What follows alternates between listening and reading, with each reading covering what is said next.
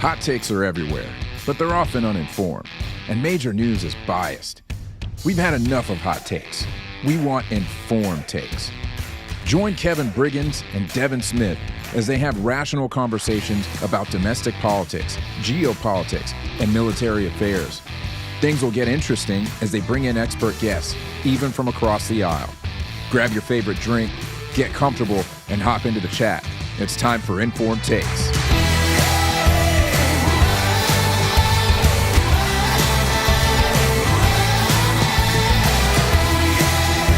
Yo, welcome back, everybody, to Informed Takes. I am Kevin Briggins. He is Devin Smith, and we are glad to be back with y'all again. It's been a minute. It's been a hot minute, man. I think, what has it been a month? Has it? I think it's been a month. No. Oh, no, what? Right. The last show we did was November 13th. So, yeah, almost a month. Yeah. Man, life and Thanksgiving. Yes. We was eating. Life has been lifing. Podium Studios moved into a new studio. So we all the things been going on, man. All the things been going on. Yeah, man. That's exciting too, man. Like I say, bigger studio, bigger space, bigger opportunity to do some things that you couldn't do in the other space. I'm looking forward to see where Podium Studio goes from here. Yeah, man. I'm excited. We've been in there working. We've already started doing recording sessions in the new spot, even while we're still building things out. But it's already looking awesome, and just the building that we're in is great. And we're further into Atlanta. Just everything about it is awesome. That's awesome, man. I'm glad for y'all. So did you get plenty of turkey, plenty of dressing? Got some sweet potato pie? So my family tends to be fairly anti-turkey. They tend to be fairly anti-turkey. I understand. We grew up, my grandmother, God rest her soul, man, she would dry that turkey out, man. And so my dad hates turkey. He hates it. Hey, they had to make sure it was done.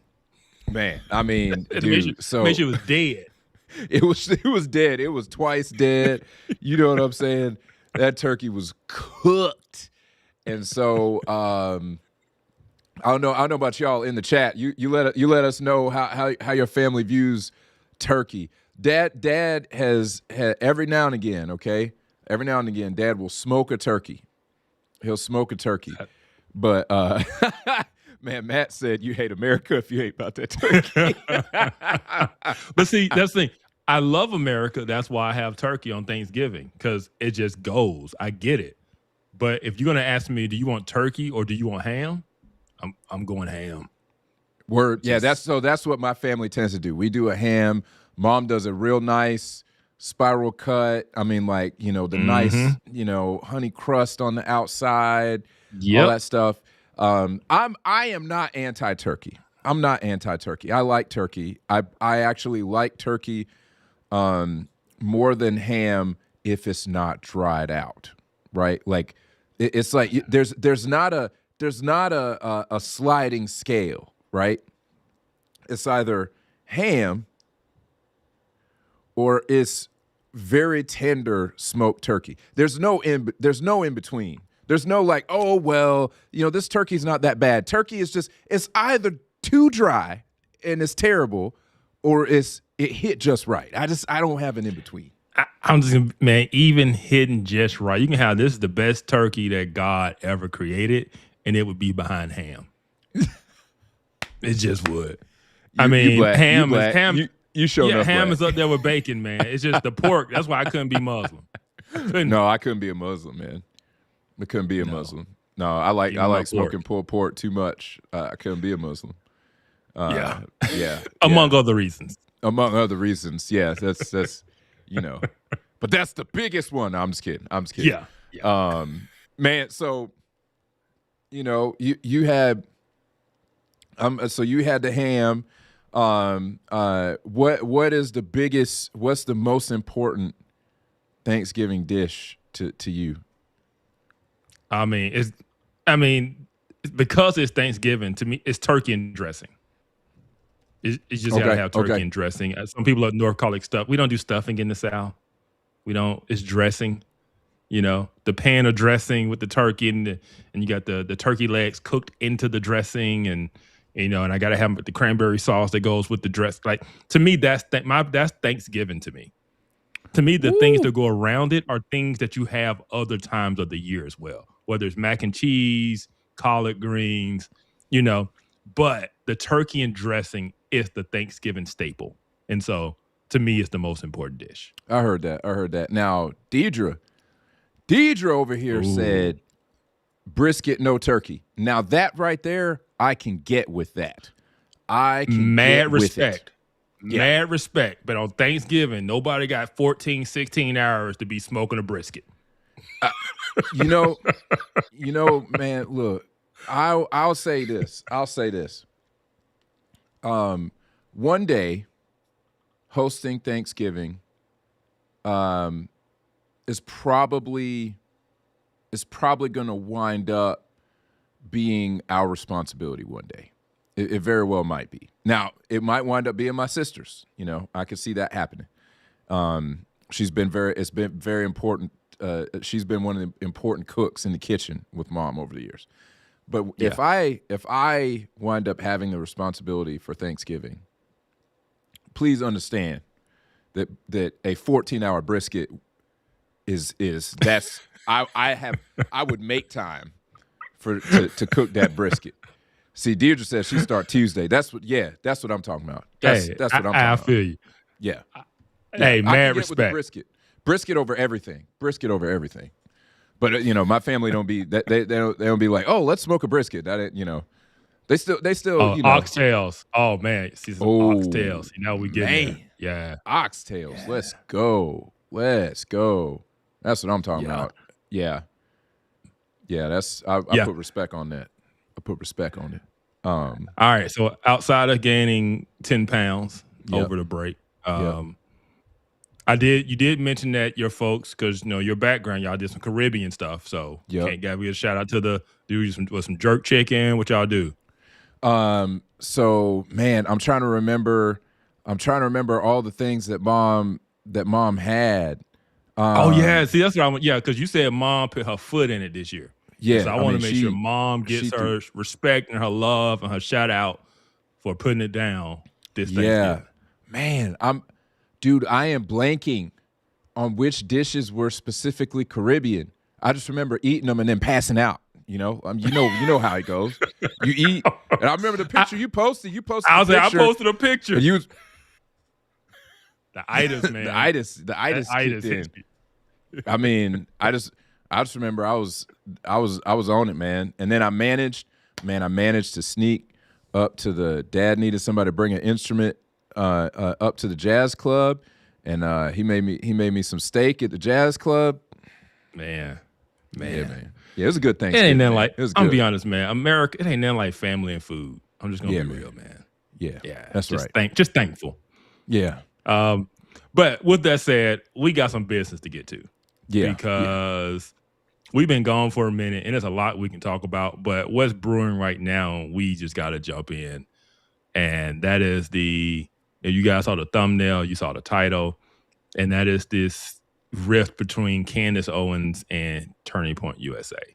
that we got to get into it, because I was telling Devin, I'm dressed like this because it's the kind of mood I'm in, because Gangster. I'm ready to throw hands. I'm ready to throw hands. Like, Yeah. I'm in like a Wayne Brady, Dave Chappelle show mindset. Right. Oh, snap, it's Wayne Brady.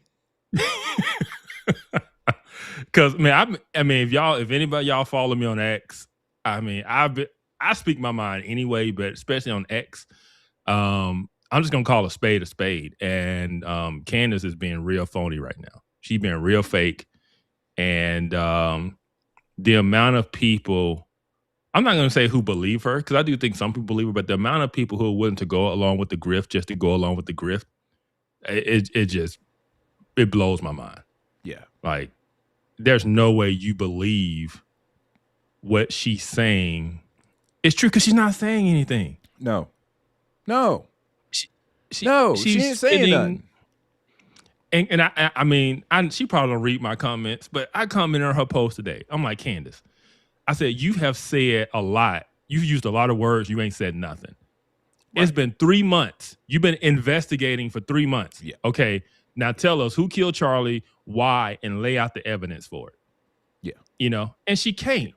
No. Because she hasn't gotten any closer to anything other than wild, stupid conspiracy theories, naming everybody under the sun that's in on it, from maroon shirts to Egyptian planes to Calvary Chapel to ex-military people who became pastors to Charlie Kirk's best friend to his wife, the French legionnaires somehow to Israel, involved. to the Jews, to the Macrons, to our own federal government, to Trump, to Kash Patel. Like, everybody in their moment has done it except for Tyler Robinson. Right. Yeah. Tyler Robinson apparently ain't have nothing to do with it. I mean, you know what I'm saying? Like, I mean, dang. And it's just, no intelligent person can believe this woman is actually doing any kind of investigating, or that anything that she's bringing up is relevant to what happened on that day. No. No, only thing she's trying to do is burn down Turning Point USA. Yeah. I'm convinced of that. That's the only thing she's trying to do. And I'm just gonna be honest, she's anti-Christ to me. Because she is definitely taking an anti-Christian bent, because we're going to look at one of the posts about Turning Point USA Faith that she basically she backed it up. And she's going after Allie Beth Stuckey. She's going after Frank Turek. She's going after John. How you say John's last name? I never say John's last name just because I don't know how to say it. Chukwu. Man, yeah. Yep. I have to look at the letters. If you show me the letters, I think I got it. I think I got it right. I think I got it right. Especially without looking at it. But so John works for Turning Point USA. He goes around to all these school board meetings, calling out the wokeness in these books and the perversion and stuff. You guys have probably seen him, big black guy.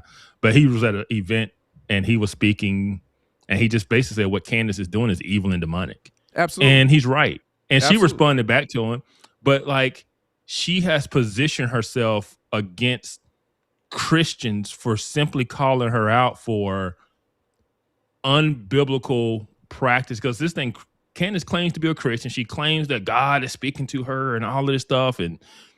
But it's like, you can't slander people. You can't just put things out there with no evidence and accuse people of, but then hide behind the fact of, well, I'm just asking questions. No, you're not just asking questions.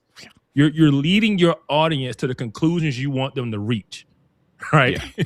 That's what you're doing by pointing out something. It's like, I just find that strange, and I just find that odd. Isn't that odd? Mikey McCoy would be on the phone, and I mean, don't you guys find that strange? Isn't that odd? What are you doing? You're trying to implicate him in something. We're not stupid. We know what you're trying to say. We know what you're trying to do. You're not just asking questions. You're trying to implicate Charlie's best friend in his murder by saying that something he's doing is odd or strange.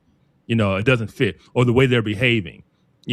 Matt Walsh had a good post today. He was like, if Erika Kirk cries, it's fake. If she doesn't cry, why isn't she crying? Like, It's like it's, Right. it's nothing can be right. No. And we're gonna play some clips. We're gonna show how Candace switches up. All right. One day, this person's a great person, and then the next day they're trash.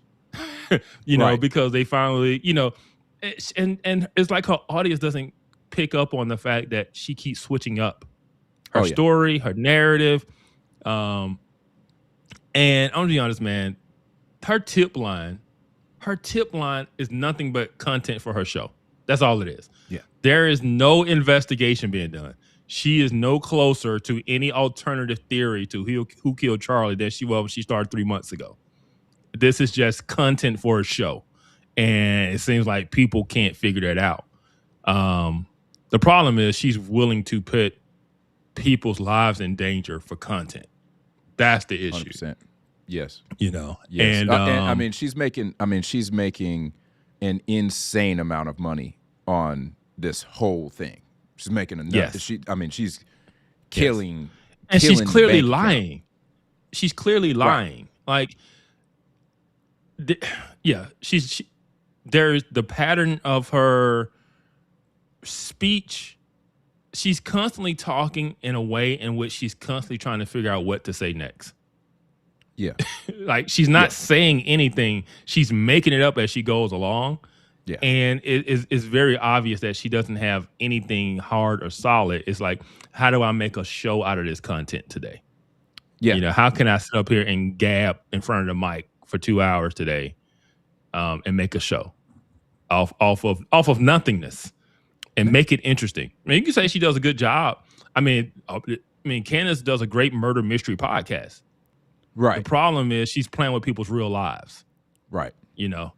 And like I said, I'm in my Wayne Brady mode. And so if you guys can think of some of the things that Wayne Brady said, maybe by choking some people. Yeah. That's how I feel right now. Like, Wayne Brady is about to choke. Yeah.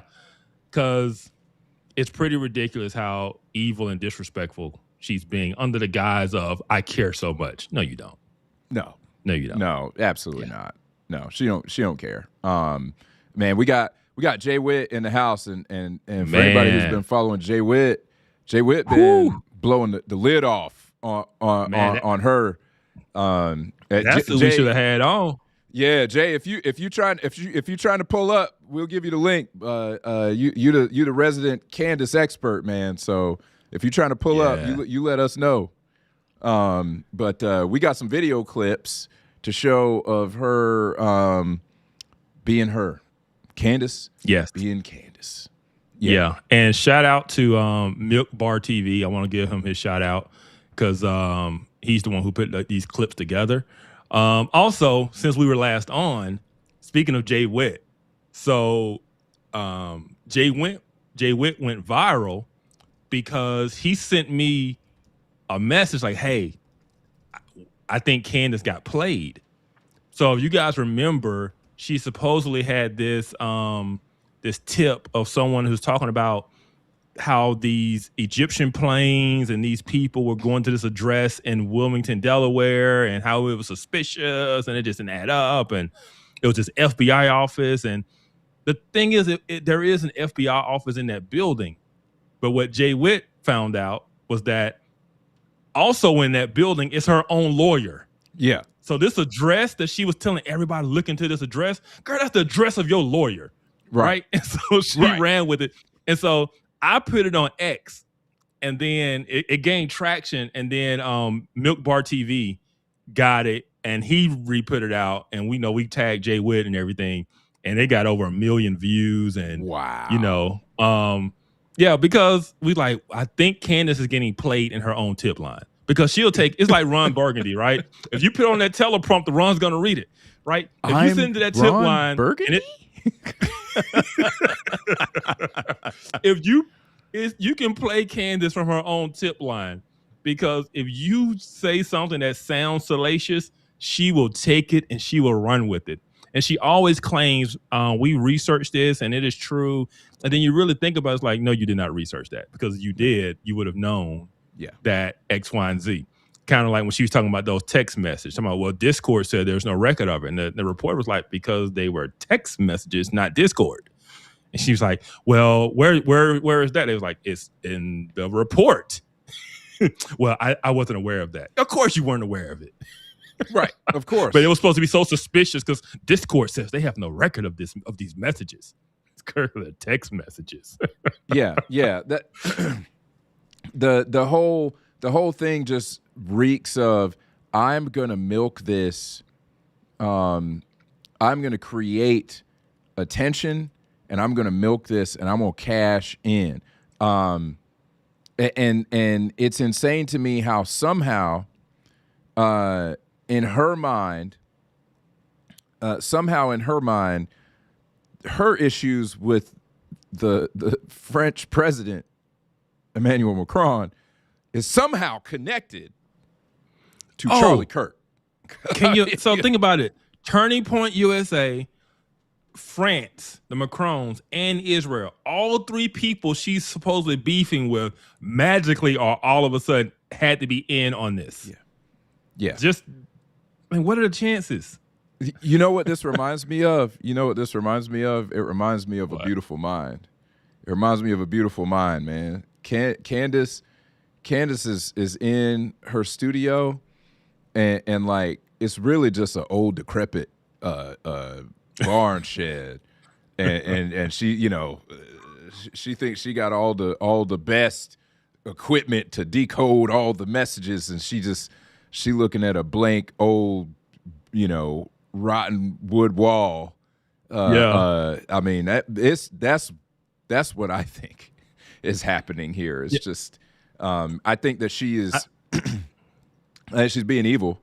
Oh snap! We got Unshakable. We got April Chapman in the building. Welcome. Another person who has done some great work on this and calling out Candace and basically setting the record straight. And I want to give a shout out to the content creators like April, like Jay Witt, who have been faithfully saying this stuff, but now you've got bigger platform people saying it. You got Tim Pool saying it, right? Right. You got others coming out finally saying what Candace is doing is wrong. It's like, welcome to the party, y'all, because it's been being said. For some reason, y'all were just quiet until now. But I'm glad you're saying it. I'm glad you're finally, waking up to it. But people like April, Jay Witt, like I said, we haven't really done a show in a while. But like I said, I've been on X, man, just blasting. I've been wanting Candace to say something to me. I'm like, I'm gonna keep coming and keep tagging her and stuff until she says something to me. Yeah. I mean, throw them hands, because in my opinion, Erika shouldn't have to throw no hands. She shouldn't have to throw no hands. And so I think that as much as enough regular people need to come up and be like, y'all quit it. Candace, stop it. And the fact that she had one of the she had the number one podcast episode in the world at one point, 1 week. I mean, at one point, her ratings had she was number one podcast. Yeah. She's not anymore, by the way. I checked today. Yeah. She's like, she's like number 10 at best on any given chart. Yeah. So, thank God. Yeah. Because I was mad. Yep. I was like, ain't no way that Candace Owens is number one podcast in the world. That's not a good sign for the world. It's not a good sign for where we are. No. Like I say, murder mystery podcasts are good. They just shouldn't be. You just can't mess with real people's lives when you're doing it. Amen. So, I mean, I think we should show people her being Two-Face. Yeah. Let's do it. And like I say, Milk Bar TV put these clips together. So shout out to him. Yeah.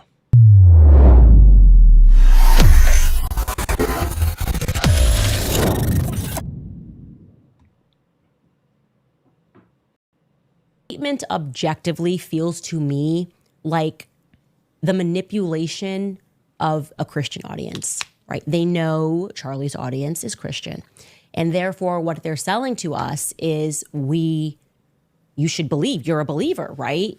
As a Christian, you believe in miracles, right? Like you believe in Christ and the miracles that Jesus performed, right? As I was sitting through Mass, deciding, I guess, what was on my mind to pray about, for whatever reason, got on my knees, and I was not expecting this to come out, but I just focused my prayer on wanting something to be delivered to me, a piece of evidence that would help us put together the full picture of this assassination. And don't tell me why. I don't know what came over me, but maybe it was this intentional prayer. I said, I'm just gonna call him right now. 5 minutes, not even 5 minutes after this email hit my inbox, I was calling this person and I had no idea what it was going to lead to, whether it was going to be a totally insane person or whether or not it was going to be a very swiftly answered prayer. And it's legit. This is a legit story that I'm about to share with you. Well, then you should just believe this. There's something about that I don't like. I don't like that. I don't just, this was a miracle and that should just be the end and no more questions should be asked. The chances of me seeing this were basically slim to none, and it was the first email that was in my box, and I just called you. And I feel God moving in that. I did not imagine they were just going to say that it was a miracle. Yes, the conservative base is filled with Christians. While getting that coffee, he runs into some soldiers. Again, this is just all God at this point. Feels to me like the manipulation of a Christian audience. I think that this is God operating. I really do. I think, bless this man. For the love of God, please send us an email. More tips at CandaceOwens.com. I just thank God that I saw that email. If you were going to bring me to the argument that this truly was a miracle, it probably would not be in the midst of a circumstance where the feds are lying. She has said Charlie's murder, quote, had to be approved by Charlie's friends, and then suggested those friends might have her murdered too for, quote, knowing the truth. I never said that. Obviously, in the context that he put it in, we're going to need to hear the full sentence because you're trying to context it in a way that is just untrue. I just want to know why, Charlie. I want to know why the decision was made to murder Charlie Kirk. A decision that very clearly had to be approved by Charlie's friends. That's all I have. I want to know why. I think we deserve to know why. And instead, we're going to be sued. I guess, is this going to be the pathway forward? You're going to start murdering more people in broad daylight for knowing? Is that our consequence? Is that like the slave consequence? Is that like, catching a slave and cutting off their limbs? People have watched the show. They know exactly what I've said. And I tend to stand by what I've said. And I do stand by everything that I've said. Except you forget the internet is forever, Candace. You forget the internet is forever. That's what I'm saying. Like, she can't be taken seriously. There's no way you can think this woman is being truthful when she clearly says things like that. And then when she's called down on it, she can make another episode saying, I didn't say that.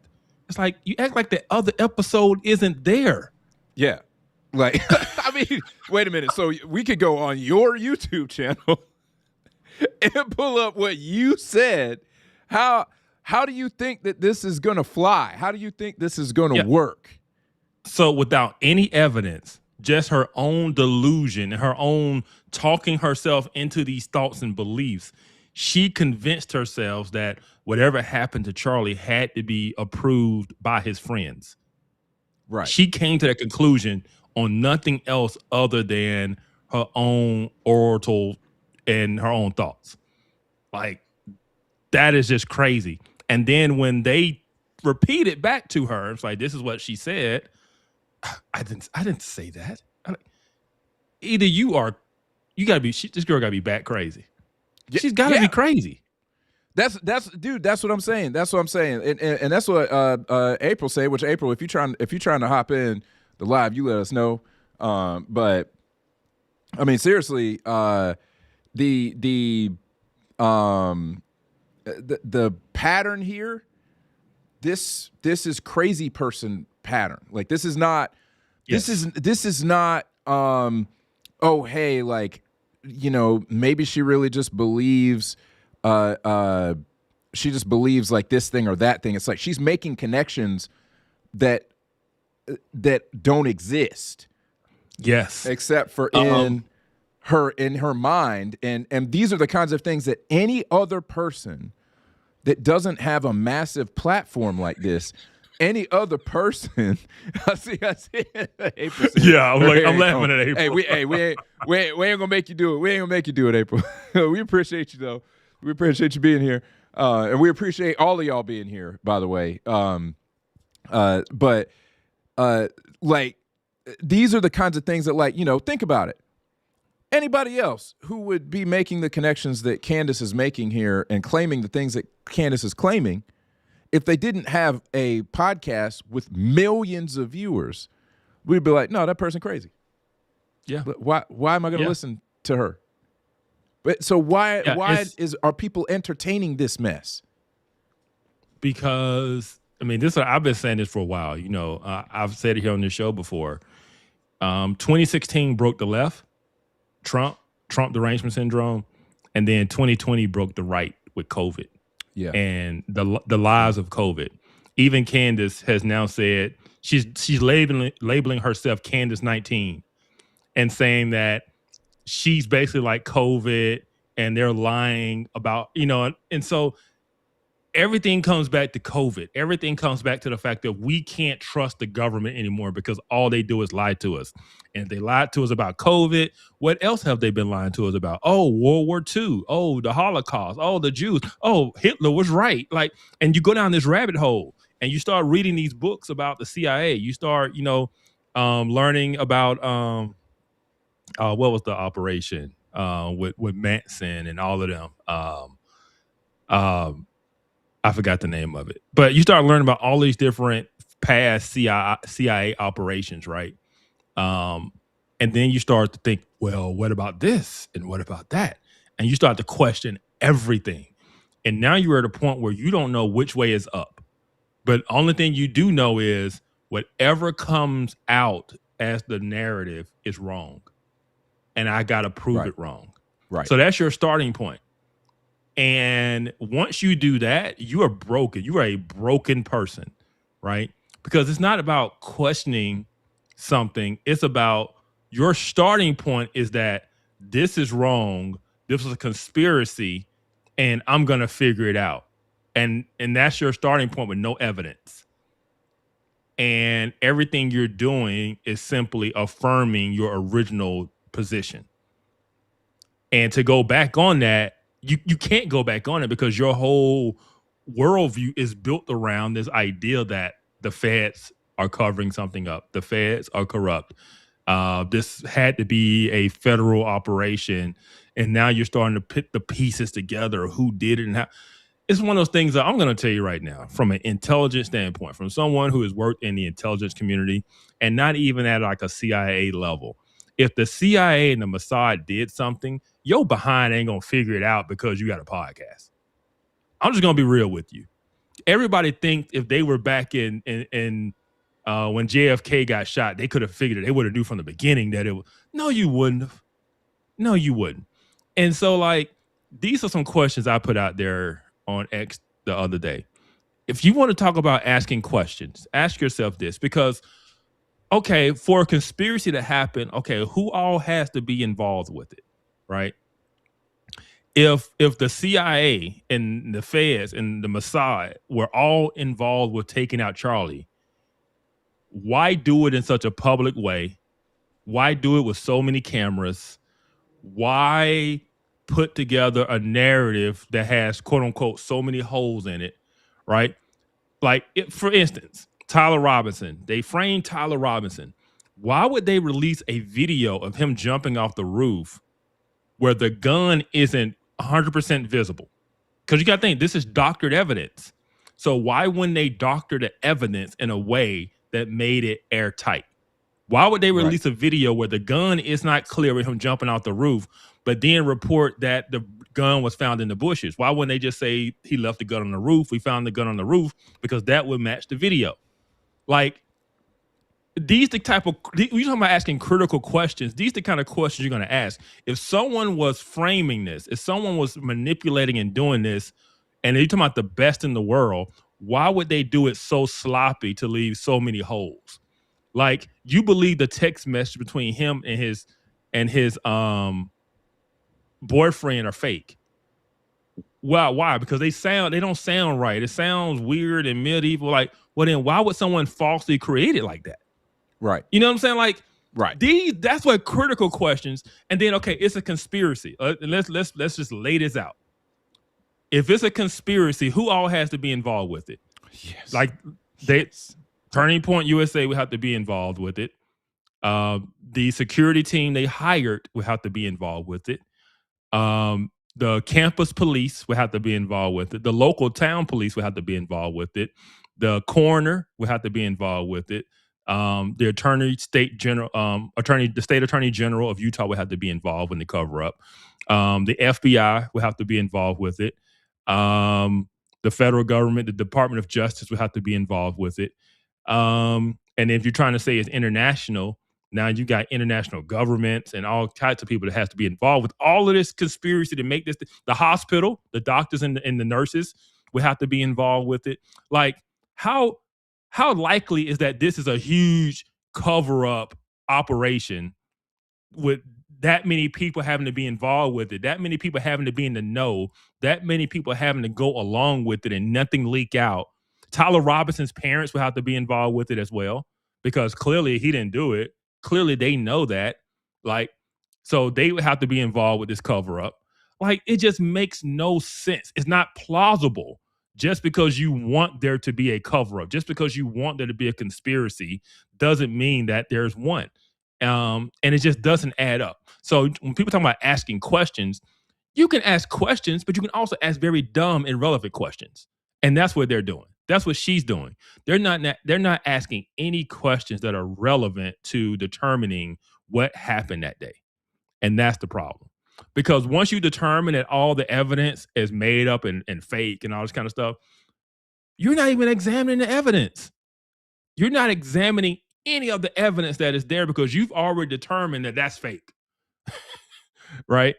And and now you just end up in this crazy cuckoo land conspiracy Alex Jones territory, and you're making connections and doing all this kind of stuff. Okay, Candace, it's been 3 months. Tell us who. Tell us who. No more hinting. No more allegedly. No more I just feel. No more isn't this odd. No more of that. Tell us. Tell us who. Tell us why, and lay out your evidence for it.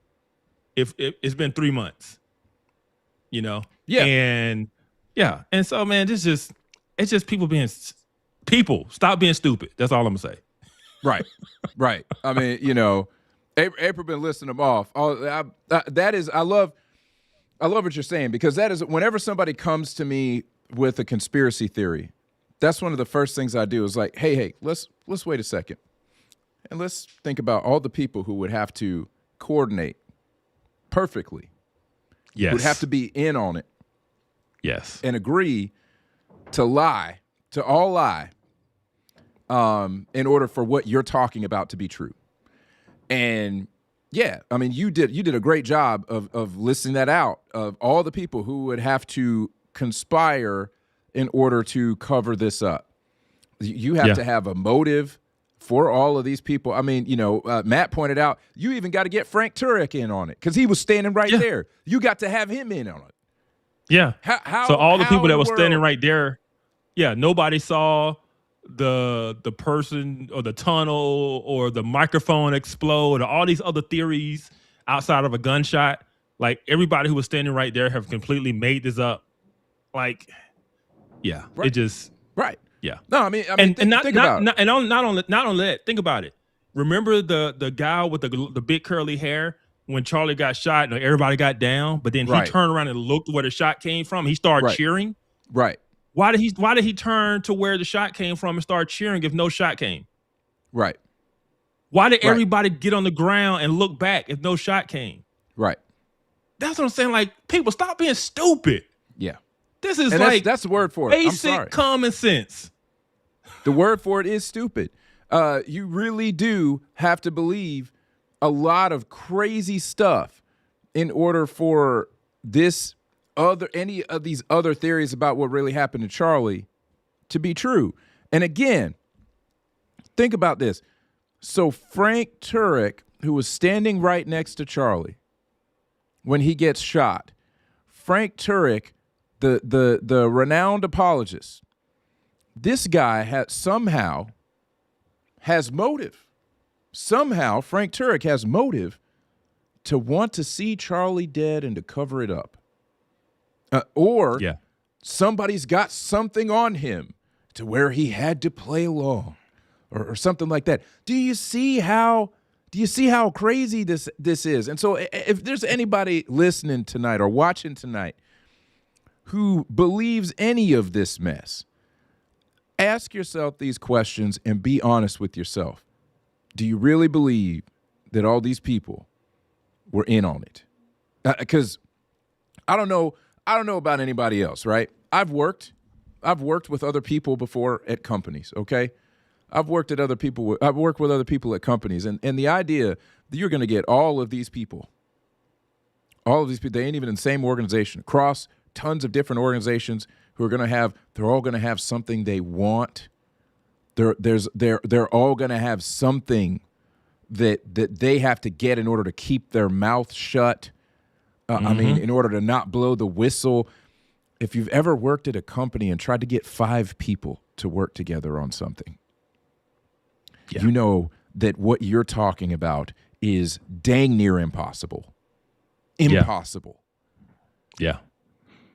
So the real question I'm going to bring it back to the Candace fans. Supposedly she got leaked information from high up in the French government that there was an assassination team and plot against her. Now, this is something that is super secret at the highest level of the French government. Tight-knit, that ain't going to be widely known. In some kind of way, that got leaked out to her, but this huge thing with all of these people involved with, nothing leaked out. Nobody squawking. Nobody talking. Nobody, come on. Yeah. This is ridiculous, people. Yeah, so hey, I got a bridge to sell you in London. You know what I'm saying? All I'm saying is the question that I have for everybody who believes this stuff is, what is it in you that wants the conspiracy to be true? You have to want it to be true to even get to listening to any of this and taking any of it seriously. You want it to be true on the inside. There's something in you that wants it to be true. Yeah. Why? And what is that and why? Yeah, I agree with April. She said Satan. And this is what I believe. That's why I say what she's doing is evil and demonic, because think about it. What was the focus after Charlie got killed? The focus was on the political violence of the left, right? And the craziness and kind of where they are. And it was that was basically a revival that was taking place. People were going to church for the first time. Bible sales were through the roof. Yeah. Because there were people saying that what they saw was evil. And if evil exists, then good has to exist. And they were like, I'm going to church. Yeah. That was what was happening. We was having beautiful. A revival. Man. And what are we talking about now? Is anybody talking about political violence on the left? No. Is anybody talking about just the growth of Turning Point and what's happening and revival and young people coming to faith because of what Charlie said and stood for? And that since he's been killed, some people are hearing him for the first time and like just being amazed. No, we're not talking about that. What we're talking about is Candace Owens trying to tear all that down.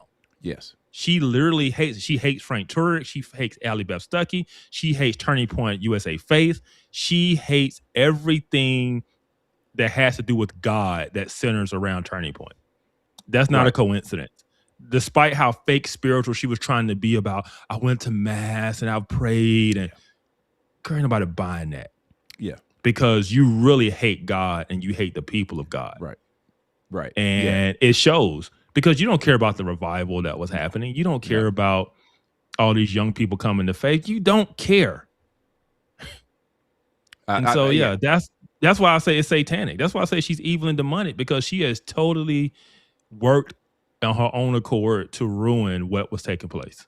Absolutely. And I agree with that that was a beautiful thing that was happening in the wake of Charlie's death, that we saw people going to church. We saw people reconsidering Christianity. I'm gonna be honest, at my own church, on the front row of the church, you know what we saw? Young men in Charlie's blue suit, white shirt, red tie. Young men came to church together, sat on the front row. Man, that's awesome. That's what we were talking about. That's awesome. the impact that was happening. Man, that's awesome. I went to the Turning Point USA event on campus here, the very first one after Charlie died, and it was so many people. They had to have more than one meeting because they couldn't get everybody in the auditorium. Like, that's what was taking place. And Candace hated it. She hated it. And it's clear now that she hated it. It's clear now that she hates Erika. She is so jealous and bitter. And I'm gonna say this. This is why. We can say it's because she really loved Charlie and she really wanted to be with Charlie. I'll put it this far. She's jealous because Charlie had a real loving marriage and she has an arrangement. Yeah. She's in an arrangement, not a marriage. That's that. I believe she's bitter. She was jealous of what Charlie had. She was jealous of what Charlie had in his marriage and his family and his organization, and she wants to tear it down. Yeah. I agree that she's bitter. I agree with you and April. I think that she's bitter. What she is bitter about, there are many directions that could wind up going, but it is evident that she is bitter about something. She is lost. She is lost. For anybody who thinks that she is a Christian, you have been deceived. She is not a believer. Okay. The fruit is not there. It's not there. One of my favorite sayings, one of my former pastors said to me, he said, Devin, you need to live your life in such a way that if, they were going to treat you being a Christian like it was a criminal offense, that there would be more than enough evidence to convict you. The question is there enough evidence to convict you of being a Christian? And I'm sorry, man. I'm sorry. She walking free. She ain't got the evidence. It ain't there. Yeah. If it don't fit, you must have quit. Yep. It don't fit, baby. It don't fit. And that's that is one of the biggest problems that I have with people that are buying in to what she is saying, is that most of the time what I see when I see these people talking on X, because you see people getting into it on X, you see people sometimes in the YouTube comments you'll see it, but I mostly see it on X and I mostly see it on Instagram. There is this weird, and I agree that it's a mind virus. I absolutely agree. I think I called it that a couple weeks ago. I think April said it tonight, that it's a mind virus. It is this anti-Jewish thing. It's a mind virus, man. And that's what I see from a lot of these people who are agreeing with her and they're going to bat for her in the comments. You wind up seeing them make some sort of, you're just defending TPUSA because you're a Zionist, and TPUSA has been infiltrated by Zionists and all that stuff. Yep, because she tried to make the whole thing that Charlie got killed because he switched his position on Israel. Right. She's basically trying to say Israel killed him, and Zionist Christians were in on it. Zionist Christians did it. And, it's just like I said, the left has Trump derangement syndrome. And I would say the right has Israel derangement syndrome, but I've changed my view. These people are not on the right. They're also left. These leftists, Candace, Tucker, Nick Fuentes, they all have Israel derangement syndrome. And they're not on the right. They're not conservative. No. They're not Christians. No. They are working. It's crazy, man, how hard they are working against America. It's hard. It's crazy how hard they're working against Christianity, against the church. I mean, Tucker Carlson said the people he hate the most are Christian Zionists, Christians who support Israel, or who he hate the most. What a wild statement. What a wild statement. Of all the things going on in the world. That to be the thing that what is wrong with you that's the thing you most offended about? That's so weird. Because he hates Israel and he hates the Jews. Right? It's the oldest form of hatred, man. It's crazy. It's so weird. I mean, it's crazy how weird. people hate the Jews. It's just it's something. I feel like I know black people. We want to feel like we care of the oppression and we're the symbol of oppression. But there is no hate in this world like the hate of the Jews. It's so weird that the only way I can explain it is it's demonic, because it's when I hear people engage in that, I'm just like, dude, like, what are you on? What are you on? And I'm sitting back and I'm watching this, and it's a mind virus. And I'm like, dude, I mean, it has to be a spiritual thing, because I can't explain it any other way. It doesn't make any sense. And when you hear them explain all the reasons that they hate the Jews, it's like, listen to yourself. Yeah. You sound crazy. Yeah. You sound like a crazy person. Yeah. What are you doing? Yeah, it is, man. It really is. But yeah, let's go to I know we got a lot to get through. Let's go to the next video of Candace. Yeah. This is the one. I think this is the one with Erika Kirk and Candace switching up again. So let's watch another switch up. She good at switching up.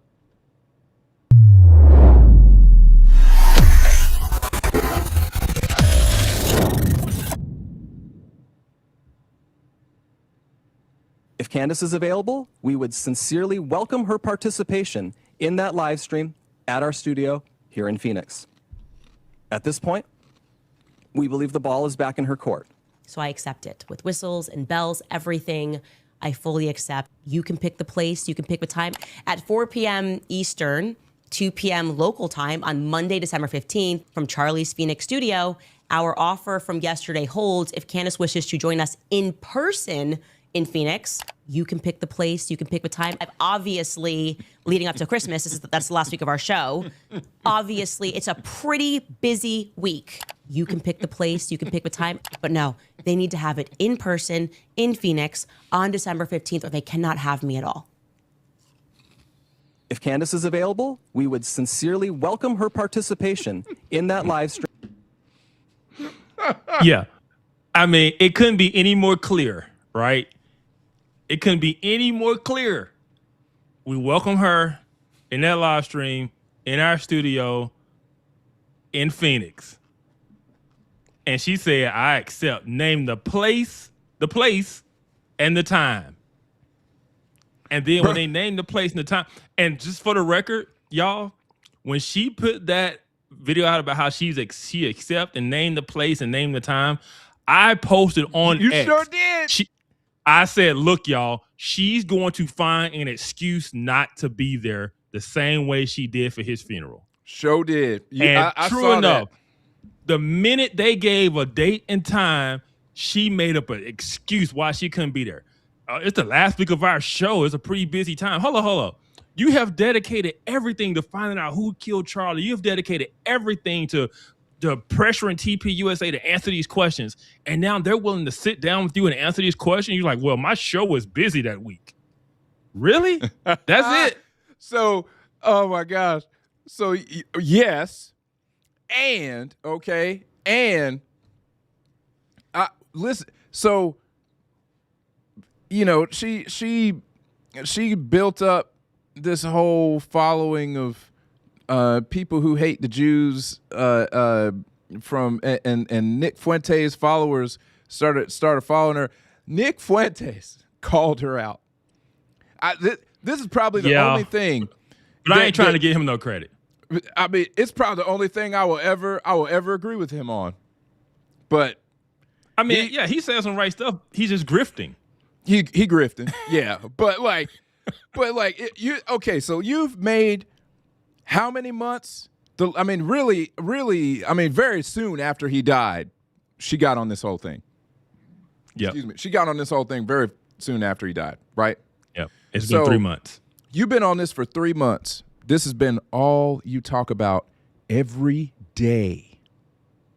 Every dang day. And you mean to tell me that you have an opportunity to go and look these people in the eyeballs in person.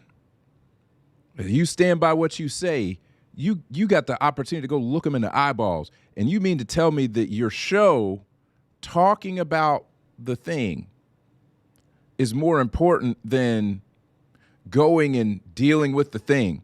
I think there's a way you probably could have figured out to run a a stream, a split stream. There's probably a way you could have figured that out. No. Yeah, she could have. But you know what she's doing instead? She's going to do a show during their show to counter what they're saying on her show. That's her counter. Which is the biggest punk move. The biggest punk move. Because they can't answer you. They can't answer you. So what they gonna watch your stream? Because you know what she don't want to do? She don't want to turn the money hose off. If you don't do a stream that day, you turn off the money hose for the day, and you catch them hands at the same time. So you want to get beat down and not get your payday? Yeah, because she knows her claims can't stand up to any kind of challenge. That's why she doesn't want to go in studio, because she knows it's going to get ugly. But her followers try to play us and say that's her husband's birthday. First of all, it's not. It's not. They changed his wiki page to say December 15th. She has a show that she did in July where she opened the show talking about how it was a great 4th of July weekend and talking about how they celebrate her husband's birthday. That was in July. Yeah. His birthday is not in December. It is not. It is not. Listen, I have a theory, okay? If we're just asking questions. Don't you think it's a little weird that, she had this whole thing with the Macrons, and, she did the whole, I'm wrong. She had her whole thing where she was talking about Brigitte Macron is a man. So she was on that thing, right? She was on that. Yeah. And she was on the Charlie thing at the same time, but that was her whole, she was on this Brigitte Macron is a man thing. And then all of a sudden, she switches it up. She stops talking about that. Starts talking about Charlie. She mainlines Charlie. And the lawsuit came. The lawsuit came from the Macrons. Do you know what the current status of that lawsuit is? Is it still ongoing? Like, what's the deal with that? Yeah, it's still ongoing. It hasn't been dismissed or anything. Okay, but it is kind of ironic that she stopped talking about it. And switched to something else. Yep, she stopped talking. Yeah. And so here's what I think. I think she knows that she is about to get clapped. She's about to get bodied in court. She is about to catch the fade. Okay? And she knows that bill is going to be real high. That bill going to be real high. And she's got a money hose talking about Charlie. And I think that the money hose must continue because she knows she's getting ready to catch the fade, and so is her bank account. Yeah. That's a good theory, man. I mean, because I've heard people talk about, man, she could get hit hard and wiped out if she loses that lawsuit. It could be bad. Yeah. And like I said, man, that whole thing is just stupid to me. I don't care. Like, I think it's an interesting kind of weird story that, she's so much older than him. What 40-year-old man is married to a 70-year-old woman? And if it is a dude, that's even. But I don't really care. Like, I don't think it's. Yeah, I think it's evident it's not a dude. I mean, there's enough intrigue there that you don't have to make up that it's a dude. There's enough intrigue there. But seriously, she got on that whole thing, and I think that she's crazy, or this is making a lot of money and she can't stop because she knows the fade is coming. Or it's both. It could be both. I mean, if Charlie was her friend, man, this is a weird way to honor his legacy. Like, no one else is doing this. None of his other friends are doing this. No. Yeah, because people say, no, she's just mourning in her own way. I was like, I'm not buying that. Because she's not mourning, she's just lying. That's not the same. Like, Right. If she was really out here trying to, like, if she was on the, first of all, she's sitting in her studio with a tip email line and just and going off of emails. If Candace was really interested in learning about what happened to Charlie, she'd be in Utah. She'd be on the ground. She'd be doing interviews with people. Yeah. She would be like really investigating this and not in her home studio reading emails. No. That's not how you do an investigation. No. When she did her BLM thing, what did she do? She flew to George Floyd's home. She talked to his friends. She went to Minneapolis, right? She got on the ground. She went out to LA to BLM people's homes and headquarters. Like, she got on the ground and she did investigative stuff. She talked to people and she put up a thing together. She dug into official documents. She put a case together, released it out. She's doing none of that now. Yeah. I mean, you don't think Candace could, why isn't she going to Tyler Robinson's parents' house? Yeah. Right? And trying to get an interview. Why isn't she, why? Why Candace? Just asking questions. I'm not accusing her of anything. I'm just asking questions. It just seems odd to me. I mean, don't it sound a little strange? Like, we've seen Candace conduct an interview before. We've seen her do investigative work before, and it didn't look like this. It just seems odd to me, Yeah. This isn't a little strange. Yeah, it's just strange, It just doesn't feel right. I don't like it.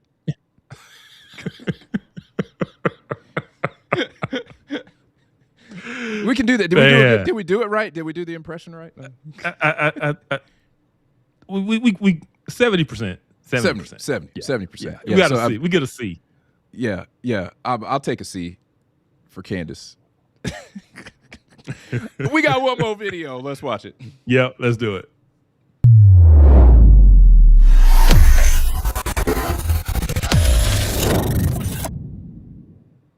On the Charlie Kirk show last week, Andrew said someone powerful called Erika and asked how much she knows, and she said, I know everything. I think she knows everything.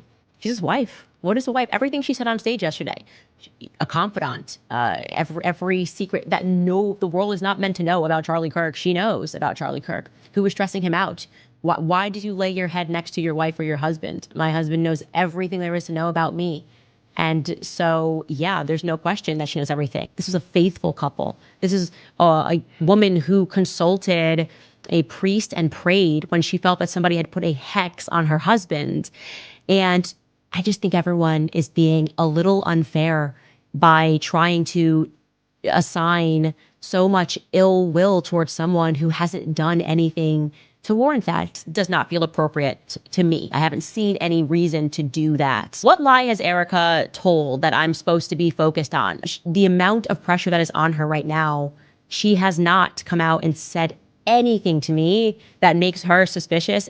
I would have been the first person. If I felt that anything was there, I would have said something truly. But I know that Charlie was very happy with Erika. And I know that Erika was a reason. She was pushing Charlie, as women do, to really think through his ideas and think through what it was that he believed in one way or the other. She made him happy. And I just want you guys to know that. And so when you're putting stuff out there, just imagine that you're in her shoes. Imagine the size and the scale of that company. And imagine that on top of everything, you've got people that are digging into every layer of your life and not necessarily getting everything right. And I just really just feels to me like it's unfair. And you're making hundreds and thousands of dollars every single episode going after the people that I love. No, stop. To stop. Publish that, you crying over your husband's casket, and to publish his dead body on Instagram was a decision that was made by Erika. And we can watch that.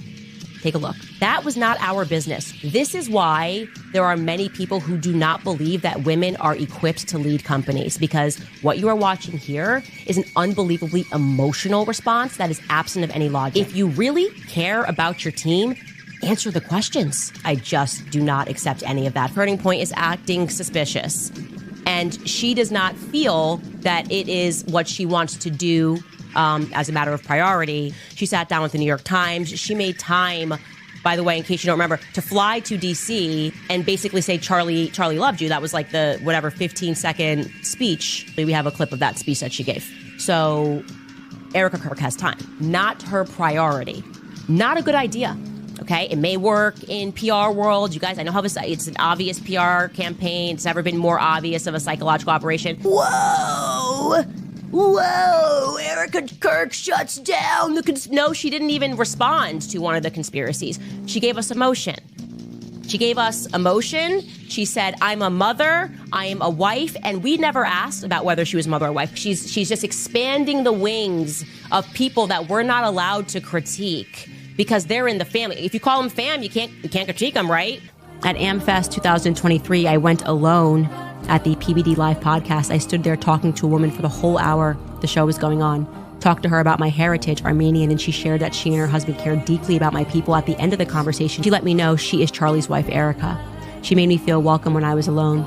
God be with the Kirks. If there was anything that could rile Charlie up, it's questioning his moral integrity. Yeah, they are very, very good people. Charlie and Erika are fantastic people. It does feel, I would say it feels elite. I don't have time for the little people, okay? I don't have time for, you small pocket donors. I got time. If you ain't spending for a table, you ain't getting no response, okay? Because we busy. We very busy. She's going to fight. She's going to fight, and she is going to fight on the good side because every woman would know what her husband's going through. So I can't even imagine what it feels like experiencing this tragedy, having to come to terms with this tragedy. I wasn't sure what direction she was going to go. If she was like, I was like, look, she's got a whole business that she's got to figure out. There's a lot of people in her ear.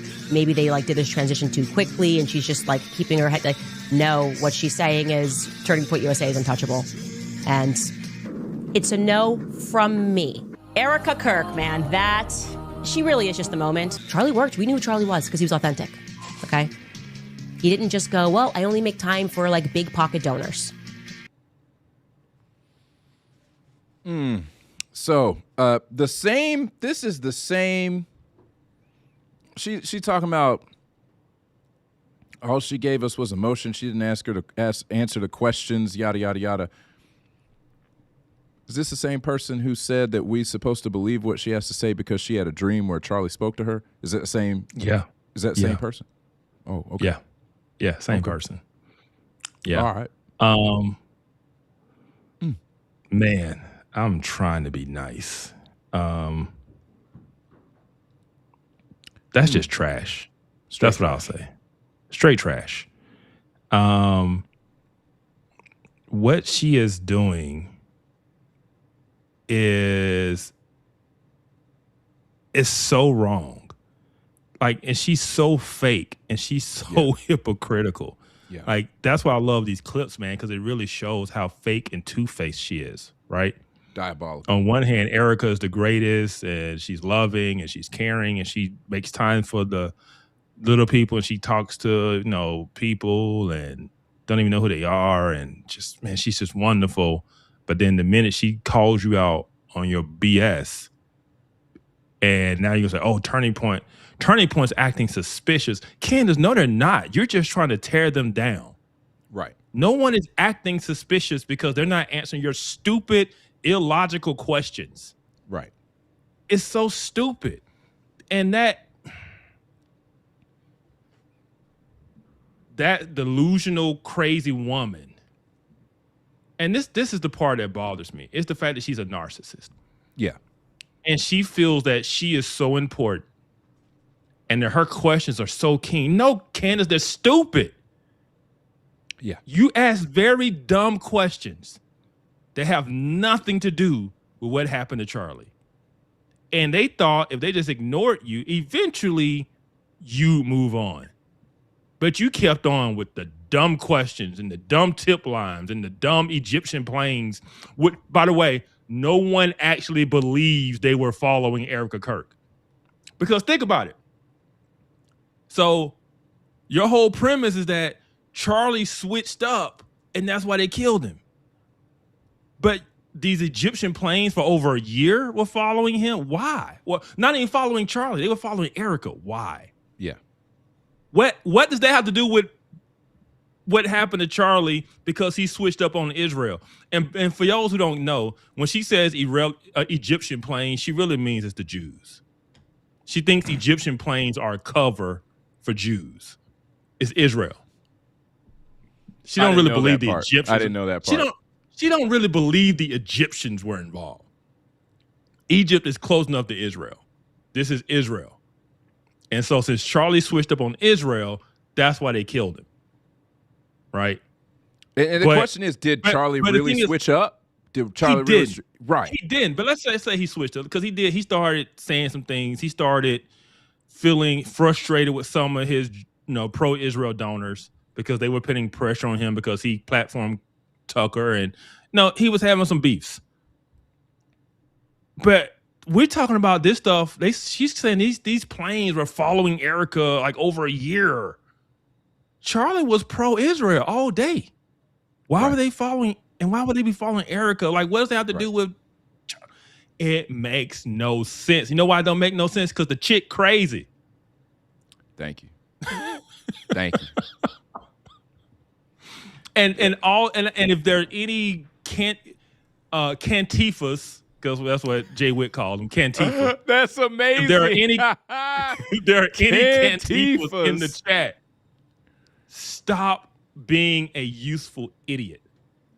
And I will say this, because this is the thing, since it's all about COVID. I was fooled again in COVID. I'll never be fooled again. In an attempt to never be fooled again, you're becoming a fool. Right. Just know that. Because that woman isn't saying anything that is relevant or anything that is true or substantive. She is just rambling and switching up and making it up as she go along. And if you watch every day and you hadn't caught on to that, you need to question. You need to question your own, why are you so blind to the obvious? Because they would say, oh, you're blind to the obvious. The obvious is that Tyler Robinson didn't do it. No, that's not obvious. No, it's not. Because for him not to be the one who did it, there would have to be a lot of people involved in this cover-up, including his own boyfriend.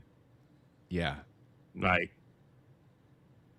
And so it's just this, none of it makes sense. These people want to, they're basically creating the reality that they want. They're acting like leftists, who don't live in reality. They live in the world they wish they wish existed. They think exist, right? And they create the delusion in their mind. And if you don't go along with the delusion, you're the problem. They're basically like the trans community. That's what it is. Candace and her followers like the trans community, making up stuff in their minds. And if you don't go along with it and affirm their delusions, you're the problem. Yeah. Yeah. Cantifa, man. That's amazing. That really is amazing. I am a fan of this new term. I will definitely be using this term from now on. Yeah. Because if you've had to deal with them on X, when the comment section, that's how they ask. They are very aggressive. They act like Antifa. So you start calling them Cantifa. But yeah, it's so frustrating that see this woman intentionally lie the way she's lying, and then so many people believing it.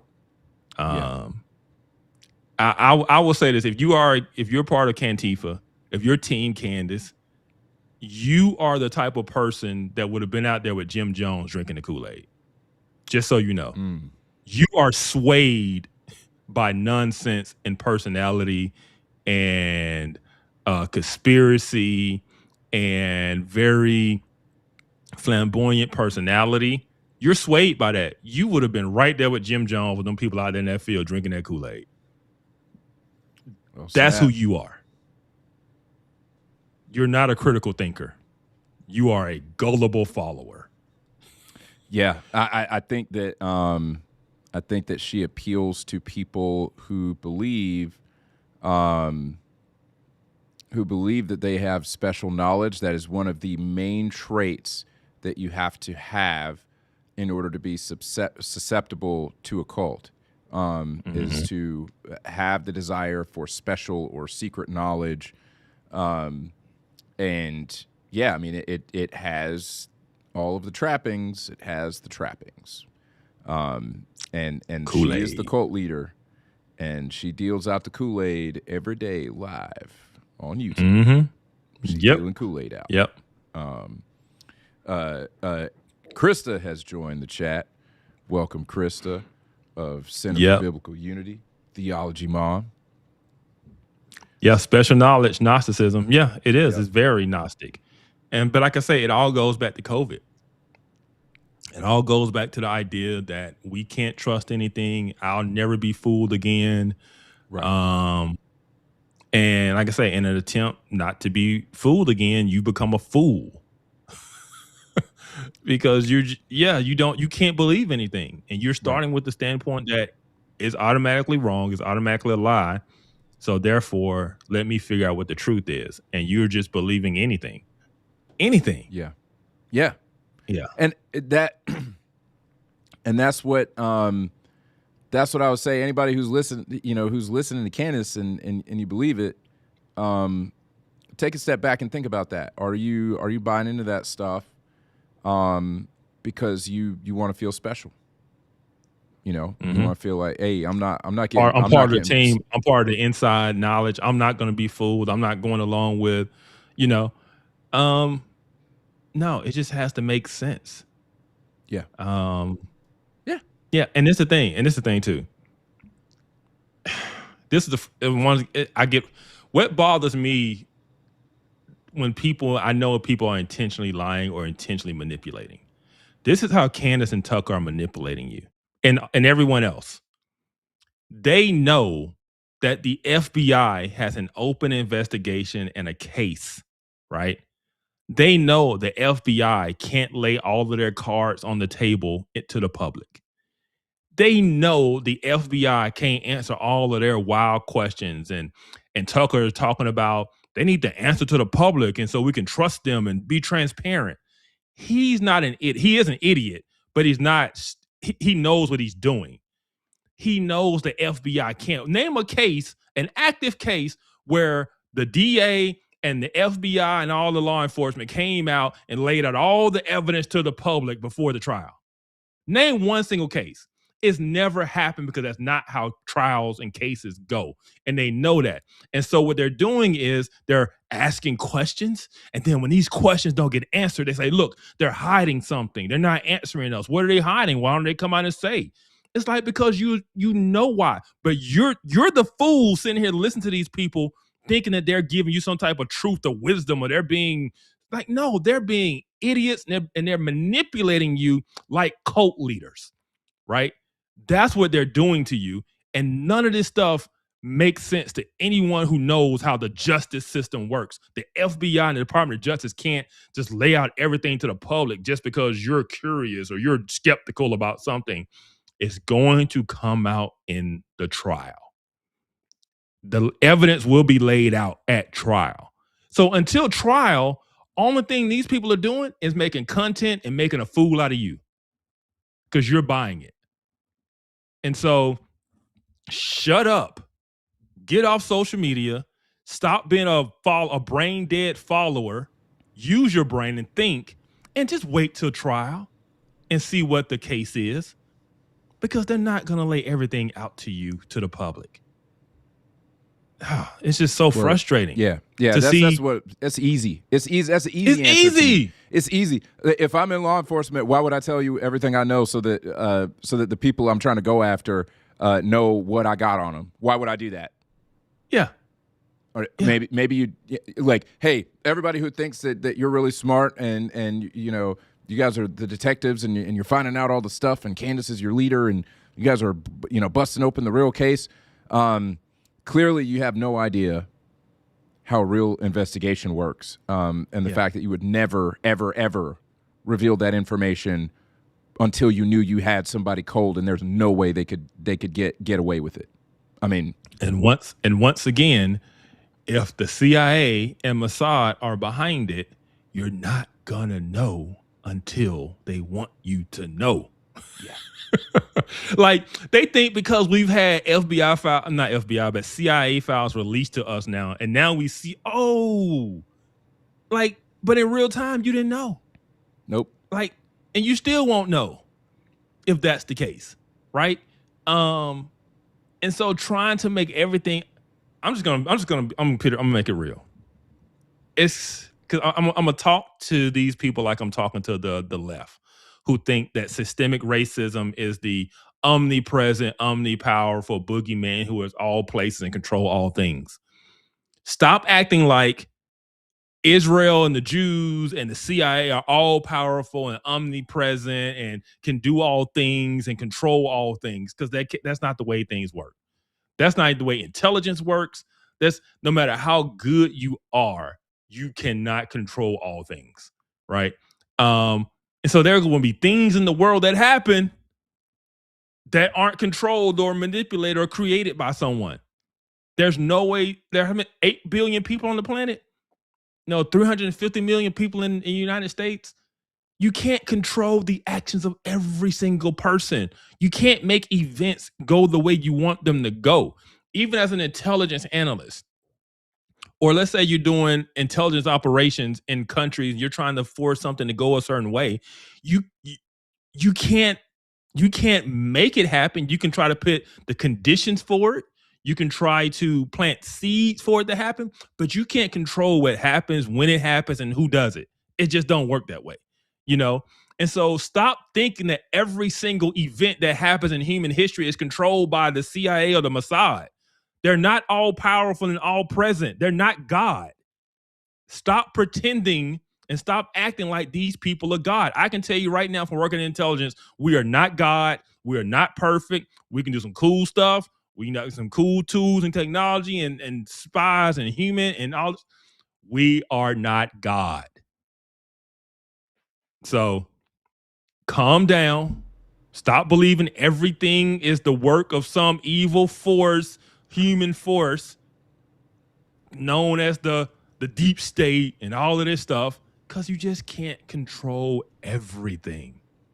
You can't control. Human beings are unpredictable, no matter how much we try to make them predictable. Individuals, you can do, hey, large scale people are predictable, but you can't predict the actions of every single individual person in the world. It only takes one Tyler Robinson. That's the one thing we knew about the war on terror and homeland attacks. It's like, look, we can try to take out these networks as much as we want to, but there's nothing stopping Joe Blow individual in their mind deciding they want to do something and carrying out an attack, going and shooting up a shopping mall, you know, building a bomb and walking into a sporting event. We was like, there is no defense for that, because that doesn't have to be organized, a plan for some individual to do that. Right? You can't control everybody. So the fact that Tyler Robinson, an individual, did this does not mean there was some big cabal behind it that made it happen. It takes one person with a rifle and one bullet. That's it. That's it. And this is the thing. And this is the thing too. And this is what pisses me off, because the attention got diverted from where it should be. Because what pissed me off was the celebration of the left in this country of Charlie's death. Yes. They celebrated it. And you see that celebration, you see that level of hatred, and you don't think those type of people are capable of pulling off what just happened? Right? And now we're focused on Turning Point itself because Candace is an idiot. And we got idiot people on the internet who follow stupid things that make no sense. Turning Point USA did not kill Charlie. Turning Point USA is not the enemy. Leftist political ideology killed Charlie Kirk. The very thing he was speaking against, trans ideology, left-wing ideology, Marxist ideology, the things that are trying to take down our nation, the things that are infiltrating our schools, our universities. The reason that the Attorney General in Virginia can make the statement that he believed the Republican person have their kids killed so they can understand empathy, and he believes they're raising little fascists. Left-wing ideology is what's killing us. Left-wing ideology is what's trying to take down our country, and this heifer is up here trying to make you think Turning Point USA and Turning Point USA faith is the enemy. She's a freaking idiot and a devil. Stop listening to this heifer and get back to what really matters. The left-wing political class in this country killed Charlie Kirk and celebrated it in our face. The TMZ newsroom celebrated in our face at the news of his death. And now you're focused on the right? You're focused on conservatives and Christians? You're focused on Calvary Chapel? You're focused on Charlie Kirk's wife? You freaking idiots. You are idiots. God, how can you be so stupid trying to be smart? How can you be so stupid? This is the op. The op took the focus off of what it was supposed to be on and it put it on Turning Point USA itself. The machine that got Trump elected, they took out. And now you wondering why they're saying MAGA is over and it's now America first? MAGA's gone and now they're trying to hijack the movement for themselves? Turning Point became the enemy because they want Turning Point's spot. They want Turning Point's influence. And Charlie left a power vacuum that these people like Nick Fuentes, Joel Webbin, Candace Owens, Tucker Carlson, all these people are trying to fill. And not only are they trying to fill that vacuum, they're trying to lead you down a path of anti-Israel. You want to know why? I guarantee you they're getting paid by Qatar. I guarantee you. Snap. Yeah, because that's the question people asking. Who is Candace working for? Like, how did we swing this far? Think about where we were when Charlie got killed and think about where we are now in just 3 months. How did we get here? Think about it. Stop being stupid. Stop being a useful idiot. Yeah. Man. No, that's mic drop. Mic drop. I can't add nothing to that. That's right. Go ahead and cook, bro. I'm just saying, man, think about where we were when Charlie got killed. Think about his funeral. Think about his memorial service. Think about where we were as a nation. Right. Think about the revival that was taking place. We had the highest officials, making gospel presentations in front of millions of people. And now you got Candace Owens upset that churches are taking over Turning Point. What is she upset? Why is she so upset at churches? Why is she so upset at Christians? Because she's Satan. And they took your mind off the real enemy and put your mind on Christians. They put your focus on Christians. They took off the people who actually killed Charlie and they put your focus on the people that Charlie loved, the people Charlie worked with, the people he represented, and the things that he fought for. That's why Candace can be like, we don't care about the midterms. You think Charlie did all of that work to get Trump elected to not care about the midterms? No, that's her agenda. Because her agenda is to take down Turning Point. Her agenda is to take down MAGA. Her agenda is to fill the power vacuum because MAGA and Charlie and Turning Point didn't turn against Israel the way they wanted to. It all goes back to Israel. And the question is, who is funding this? Who is pushing this narrative? Right? We want to talk about asking questions. Let's ask questions. How do we get a whole movement of people supposedly on the political right that have historically been pro-Israel to all of a sudden turn anti-Israel and say that Israel is the cause of all of our problems and America first means we need to detach ourselves from Israel because we are a nation that is controlled by Israel. Even before Charlie died, Candace was saying things like, I would never let my kids join the military because we're not a sovereign nation anymore. Even before Charlie died, she was on this Israel tip. Yeah. And the only thing she's done is use Charlie's death to continue to go down this same path she was on. Right? And so stop letting these people play you. Charlie Kirk was murdered by a deranged, confused young man who was raised in a religious, Christian, conservative household, who got out on his own, went astray, end up in a relationship with a cross-dressing dude. That's what I'm gonna say. And in his love for this dressing man, he decided to kill the person he thought was spreading hate towards that person. That's it. That's it. Think about leftist ideology.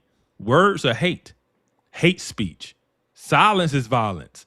And if words are violence, then physical violence is justified to silence the hate. And that is why they cheered Charlie's death, because a white supremacist was killed, was silenced. Hate was silenced. I don't understand why it's so hard for y'all to believe and understand. Who hates you? Who hates you? The people who cheered Charlie's death. So why are you focused on something else now? How did it get turned to where the focus is now on Turning Point USA itself? Man, y'all are fools.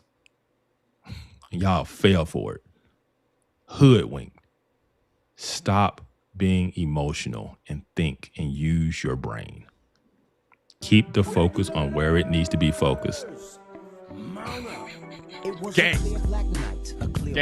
I told you, man. That's why I wore the hoodie tonight, man. And the Scully. I'm going Scully and the hoodie up tonight, because like I said, it's Wayne Brady, man. Wayne Brady. My man, he lit him up. He lit him up. Man, well said, man. You know that's getting clipped. You know that's getting clipped, man. Miss Titus Jones in the building. Hey, Miss Titus What's Jones, up, thank you for being Miss Titus? Here. Hey. Yep. Go check out Miss Titus's channel. It's awesome. But yeah, man, it's just like I said. I hate seeing people being manipulated. That's what bothers me. That's why I was against Black Lives Matter. That's why I speak out against the Democrat Party, because I see the manipulation they do towards the Black community, and I see people fall for it, and I see people being, manipulating in their emotions. I'm like, hold up, stop and think for a minute, y'all. They do this to us every 4 years. They start talking about slavery and Jim Crow, and then they make a slave movie for y'all to go watch and get emotional about again. And like, how long y'all gonna fall for this? Right. And so when I see, and it could be the fact that my background in intel and just understanding propaganda and how they work, but it's obvious to me. I'm like, y'all can't see this. Y'all can't see these people playing in your face every 4 years, right? Y'all can't see Candace is lying to y'all. Y'all can't see Tucker is lying. Y'all can't see they don't really believe what they're saying. They're just really saying whatever it takes to push the narrative, and that is one of the reasons I was very vocal about their World War III stuff, right? If y'all remember, I kept saying, y'all, yes, there is no way World War III is happening. There's no way us bombing Iran is going to lead to World War III. But what was Candace and Tucker telling y'all? That it was on the verge. If we do this, World War III is going to break out. We're on the verge of World War III, right? And then we hit Iran, and what happened? Nothing, as I said it would. Because this is what they're trying to do. They're simply trying to force an anti-Israel position. That's it. That's all it is. And they don't care about what's true. It's not about what's true. It's about what fits their agenda that they're trying to push. And so stop thinking that, everything's about the feds and Candace and Tucker out here giving me the truth. No, Candace and Tucker are using you. Boom. Because they have their own agendas that they're pushing. And like I said, I see it all over X. And if let's go to the next segment of these grifters that are grifting off of Candace, because it's so obvious they're doing the same things. So let's pull up these tweets.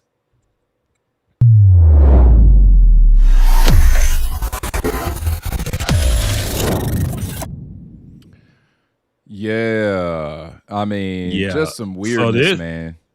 Yeah, so this is our girl Angela Stanton King. She's part of the King legacy, Dr. King legacy, the King family. And the last week or two, she's been hardcore grifting for Candace. All of a sudden, she just came out, I'm Team Candace, and Candace got y'all like this and not like that. And her and her homegirl, and it's crazy because it's clearly coordinated. Her and her homegirl, Shamika Michelle, both around the same time, all of a sudden started just really tweeting about Team Candace. Oh, right? wow. Wow. Yeah. Yeah. Clearly coordinated. And so here she is, and she put this out either last night or this morning, but it was after Erika Kirk asked Candace to stop, and after Candace, made her video. And people are saying, Candace, like, if you don't stop, this is pretty evil.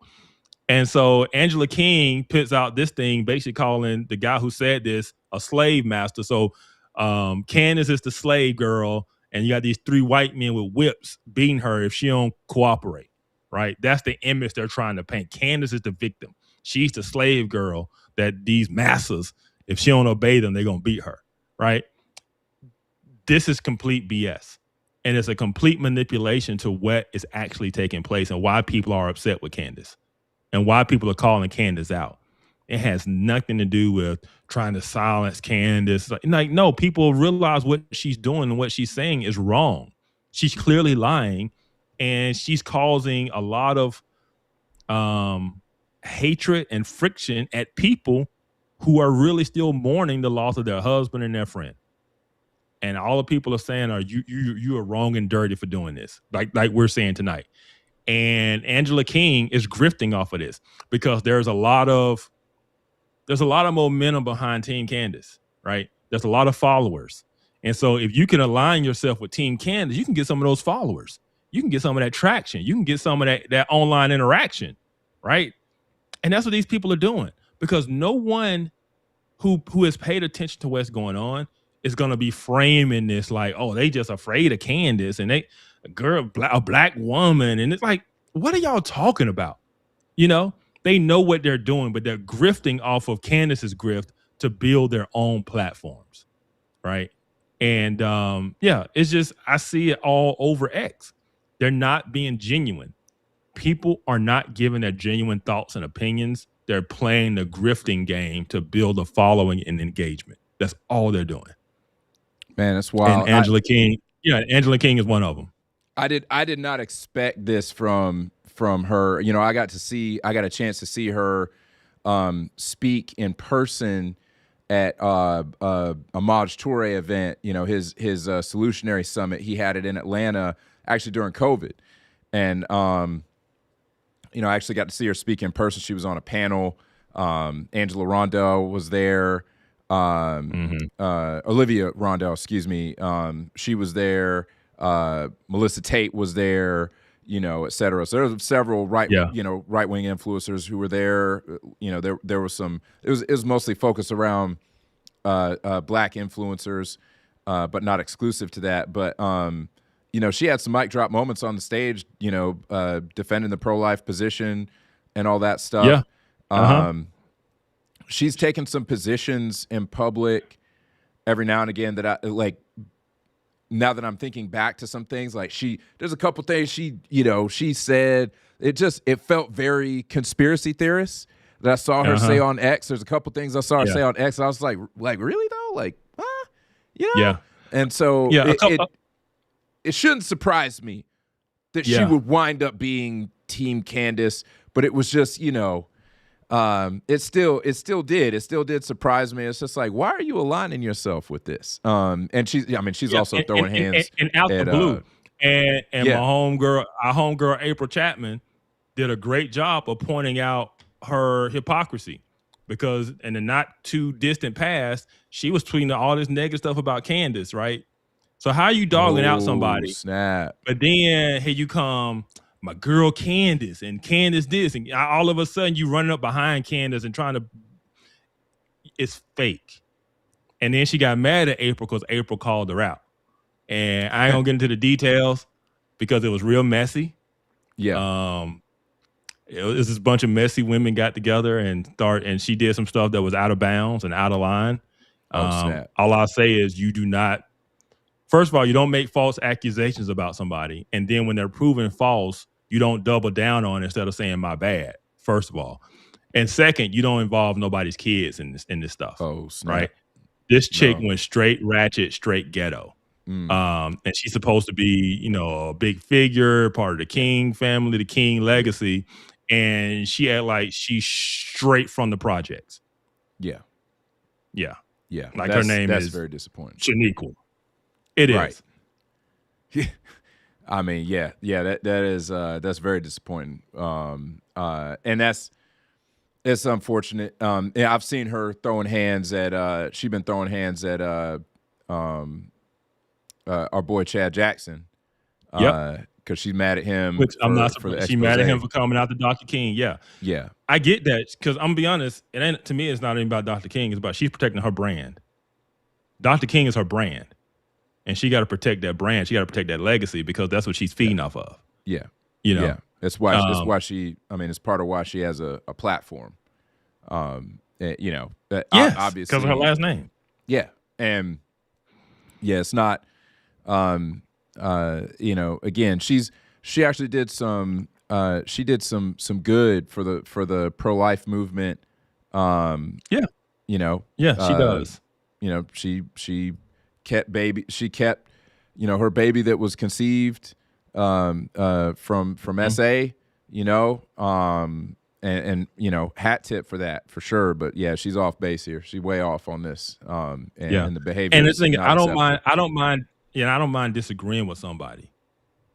If you're genuine and we disagree, then okay. But she's grifting. Yeah. She's not being honest. That's what's bothering me. It's like you should be above that. Right. Right. And then you 100%. double down on it when people call you out. Right. Right. And she's not the only one grifting, right? We got some other some other folks here. So she over here hating on Graham Allen. And so for the record, I stand with Graham Allen. If you continue to stand with Candace Owens, you are my enemy. Yeah. I stand with Graham. Yeah. So we got another video. You don't have to play the video, just Okay, the comment. okay. I can't read it. Yeah. You can read it. I can't see it. Yeah, so it says, okay, so Erika can forgive the man that allegedly murdered Charlie Kirk for the world to see in less than 2 weeks, but she wants to silence, attack, and condemn anyone asking questions about his death. Yikes. Nah, man. Nah. Okay. First of all,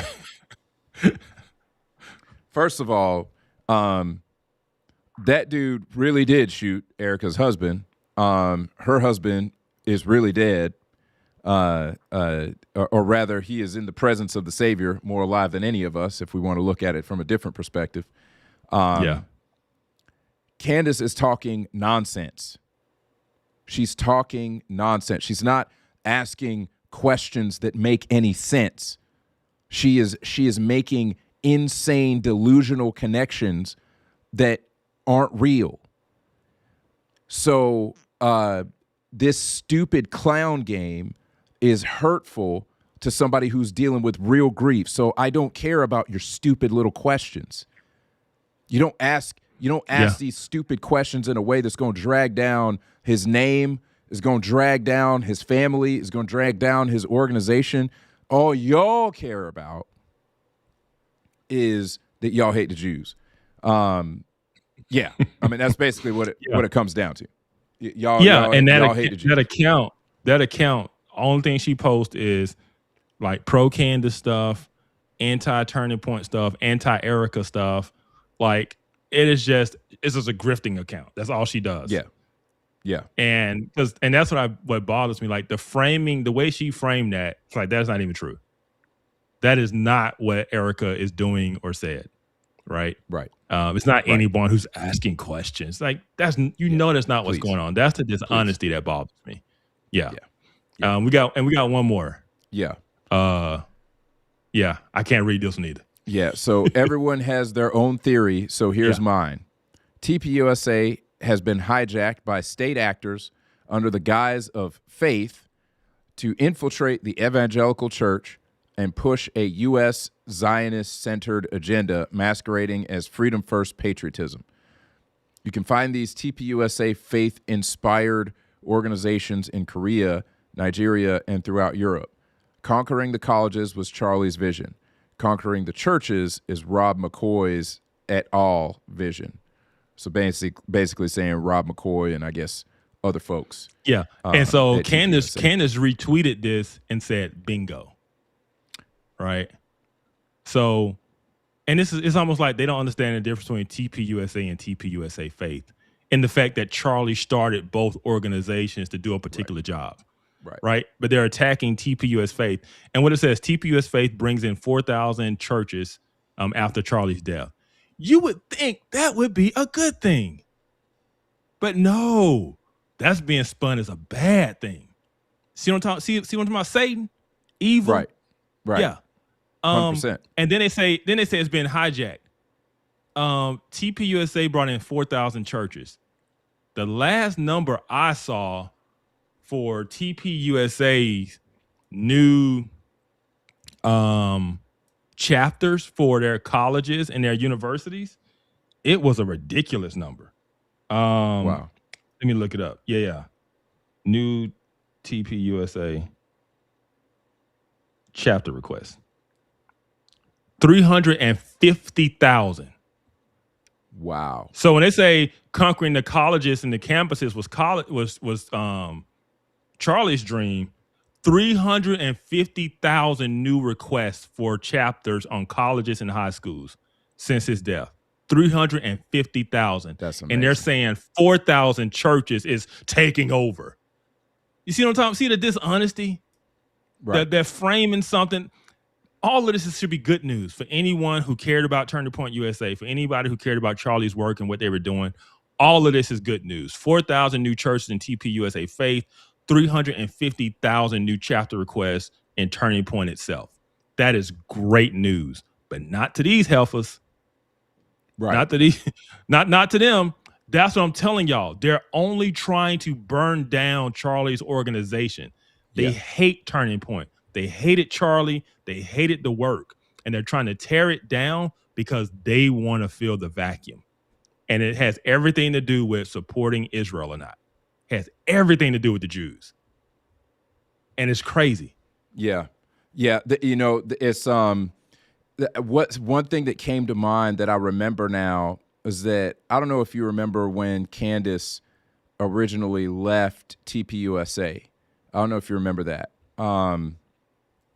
But I think she left TPUSA, and I can't remember where she went next. If it was to, because I think she was with Prager for a minute. Yeah, Prager, and then Daily Wire. Yeah, she was with Daily Wire, but she was actually throwing hands at TPUSA a little bit when she left. I don't know if you remember that, but she was claiming that there was going to be some some harassment, some inappropriate stuff that was going to come out or whatever that she experienced while she was there and stuff like that. And I remember thinking to myself like, oh, like she doesn't like them. And it was interesting that she was, like she was real cool with them for a minute, and then she was coming out. And actually back then I was still kind of trusting, I was trusting her. And so I was like, oh, what's going on with TPUSA? Oh, is it something going on over there? Because I'll admit, back then I wasn't a huge Charlie Kirk fan back then. I saw the way that he kind of engaged. It was young Charlie. Charlie. It was young Charlie. Yeah. So I kind of believed her back then, and kind of wrote the organization off a little bit. Now seeing some of the stuff that she's doing makes me wonder if there isn't still, if this isn't, maybe there's a little bit of revenge in this junk. I don't know, man. Yeah. But it's weird. Clearly. Yeah. Yeah. Clearly there are some bad blood there. Because there's no way she has landed on TPUSA being the bad guy. And I mean, she literally said she's going to war with Turning Point USA. She said this months ago. She's going to war. What are you talking? Yeah. Which basically means you're going to war with Erika Kirk, and you know that. She knows that. And she knows that that's what that means. And to my, Rob McCoy, she's Charlie's pastor. Like don't also miss the fact that Candace, in all of this anti-Jew stuff and this breakdown that she's had, she switched from Protestant to Catholic. So Right. don't let that get missed as well in terms of her angst and anger against basically evangelical Christians. Yeah. Right. Yeah. Which, I mean, yeah, like the whole Catholic thing, I think that had more to do with her husband than anything else. You know, I don't think she was ever a real Christian or a real Catholic. But I mean, matter of fact, when she first came on the scene, she was clear that she was not a Christian. She was very clear. Yeah. And then it was slow. It was slow. She started to use, I shouldn't say it was slow. It was like, actually, I shouldn't say that, because she wasn't a Christian. And then all of a sudden she started to use some Christian language. She started, saying certain things, but her behavior was still like, I was like, I don't know. And it was never, I don't feel like there was ever a real confession of faith, a real like, hey, I recognize that I needed Jesus. It never seemed like there was that kind of it's conversion. basically it's basic Christless conservatism is what we've been kind of like. She became conservative. She got caught up in the conservative movement. Yes, yes, she did, very much so. And that's, I didn't trust it when I saw it, because I was like, this is a little bit convenient, because she's getting real caught up in the conservative movement, and she knows that the conservative movement at least at that time was still largely Christian. And so she knew she had to she had to speak to that audience if she wanted to be embraced by it. And so I was like, I don't know if I trust this, because she wants to be accepted by the Christian conservative, populace. And so, I still think that that's what it was. I think that her doing the whole Catholic thing was because of her husband. I don't think that any of that was sincere. But yeah, and before I forget, I want to give a shout out to our man Rick Caldwell Apologetics in the building. Absolutely. Yep. Absolutely. Yep. Man, we got the full house in the chat tonight. We got the YouTube Avengers in the chat tonight, man. Man. But yeah, so the whole thing is, I mean, she's bitter. She clearly has a vendetta. The vendetta is not what she's claiming it is.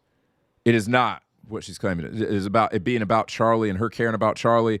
If you care about Charlie, you don't do this. This is not what you do. No. It's all about Israel. Yeah. And she clearly hates TPUSA. She hates them. So because and once again, who did Tucker recently say he hates the most? Zionist Christians. Yes, Christians who support the nation of Israel, which is going to be the vast majority of your evangelical Christians. Yes. Right? So Turning Point USA is full of evangelical Christians, including Charlie, who are pro-Israel. Yep. That is what they're upset about. And I think this is a good transition to our next figure who's also grifting off this thing, and their whole agenda is anti-Israel. Our good friend. Hello. I had to bring this up. Future said, all I know is George's been making his own sandwiches for 3 months now. It's about time for Candy to turn off the camera and whip up some PB&J's. Yo, and what's crazy is once Turning Point said, "Hey, this the date and this the time," she played the whole "my husband said I can't go." She said, "My husband runs our house and he said I can't go." Like, girl, hush. Nobody believe that. No. Nobody believe your arranged marriage is anything that your husband runs the house. No. Lord of mercy. Lord of mercy. Man, so we've been looking at some craziness on X. There's some more stuff on X to get to, but any last words on Candace and Cantifa before we move on? Yeah, just like I said, don't try so hard not to be fooled that you become a fool. That's what I'm saying. Like, ask yourself, is this reasonable? Is this plausible? How plausible is it? What would it take for this to actually be true? Ask those kind of tough questions and not stupid questions about maroon shirts and Egyptian airplanes. Right. Just right. Thank you. Thank you. And again, like we said before, if you think this was a conspiracy, think about how many people had to be in on it, and then ask yourself, is that realistic?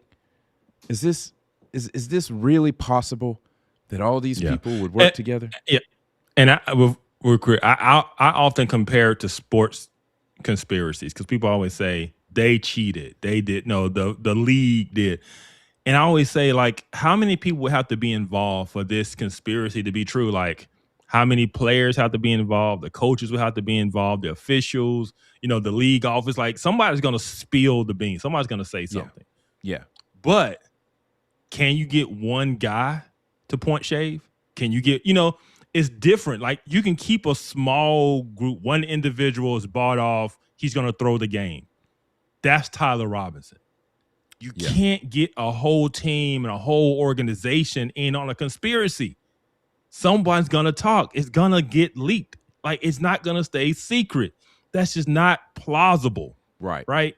The lone shooter is way more plausible than the large-scale conspiracy. Yes. That, but that they need it to be something else. They need it to be something else. Man, listen, y'all in the comments, man, y'all got me struggling to keep a straight face over here. Y'all are killing me. Chris has said Kevin still didn't account for those Egyptian airplanes, and that means he's a Fed. You're a Fed. That's basically how the logic goes. Like I say, man, I have people, they look at my online profile on X and they see on prior military intelligence and they're like, oh, I get it. Yep. You're one of them. I'm in on it. Yeah. Dude, we get those comments. We get comments now on our clips. They talking about, that you said a whole lot of nothing for $7,000. Talking about we in Israel's pocket and stuff. Come on now, come on. But Future said you got a maroon shirt on up under that hoodie. She said you got a maroon shirt on. Hey, but for real though, you know what's funny? I am taking my first trip to Israel next year in 2026. That's right. Man. And so I was like, man, I already know what they're going to say on these streets. Because I'm posting pictures. I don't care. Yeah. I'm going, I'm seeing the sites. I'm posting pictures. And so people are like, I'll look at him. That's when he got bought off. And That's right. You go post pictures, and they're gonna be like, "See, I knew it. I knew he was in Israel's pocket. That's what it was." Yeah. And what's crazy is imagine, because a lot of these people are Christians. We're about to watch a video. Someone's supposed to be a Christian, supposed to be a pastor. Like, that's still the land where Jesus walked. That's still the land where he was crucified. And this is Peter's house, and this is where they had the Lord. So all these historical events still happen in this place that I want to go see. And and the fact that if you go to Israel some type of way, that's bad. Like, these people are just deranged. They're so deranged. Absolutely. Yeah, man. To continue with the let's say the anti-Israel mind virus, let's go to what the X.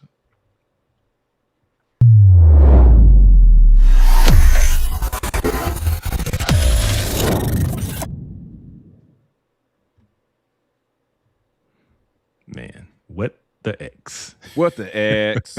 This whole show has been what the X. I'm just gonna be honest. It really has. Because X is the Wild Wild West, man. X is the Wild Wild West. Let's look at this mess, man. Let's look at this mess right here.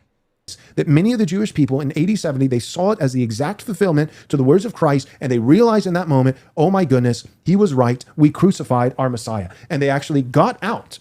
Many were destroyed and died in Jerusalem who did not believe. They stayed thinking, oh, we'll make it. God will defend us. They stayed and they were conquered and they died. But the ones who escaped, they escaped because they saw it as a fulfillment to Christ's words, and they believed, they heard and believed his words. And they said, whoa, this is what Jesus said would happen before us, this generation, passed away. He actually was the Messiah, and we should believe in him, salvation. So they became Christians, and also we should practically obey him by getting out of Dodge. And so the Jews who lived were the Jews who became Christians. They converted to Christianity, they believed the words of Jesus, and they fled. They escaped from that desolation in AD 70, and they mingled. Therefore, they no longer have a nation state, which means they're now refugees in other places. They committed themselves, this is the logical conclusion, committed themselves to the apostolic teaching of the New Testament that says it is not about one who is a Jew outwardly of the flesh, but inwardly, not circumcision of the flesh, but circumcision of the heart. So they no longer put stock in their Jewishness, according to the flesh, believed that Jesus was the Messiah, converted to Christianity, escaped the judgment. All the ones who didn't have this heart change stayed and died in the judgment. And so now these guys, they're Christians,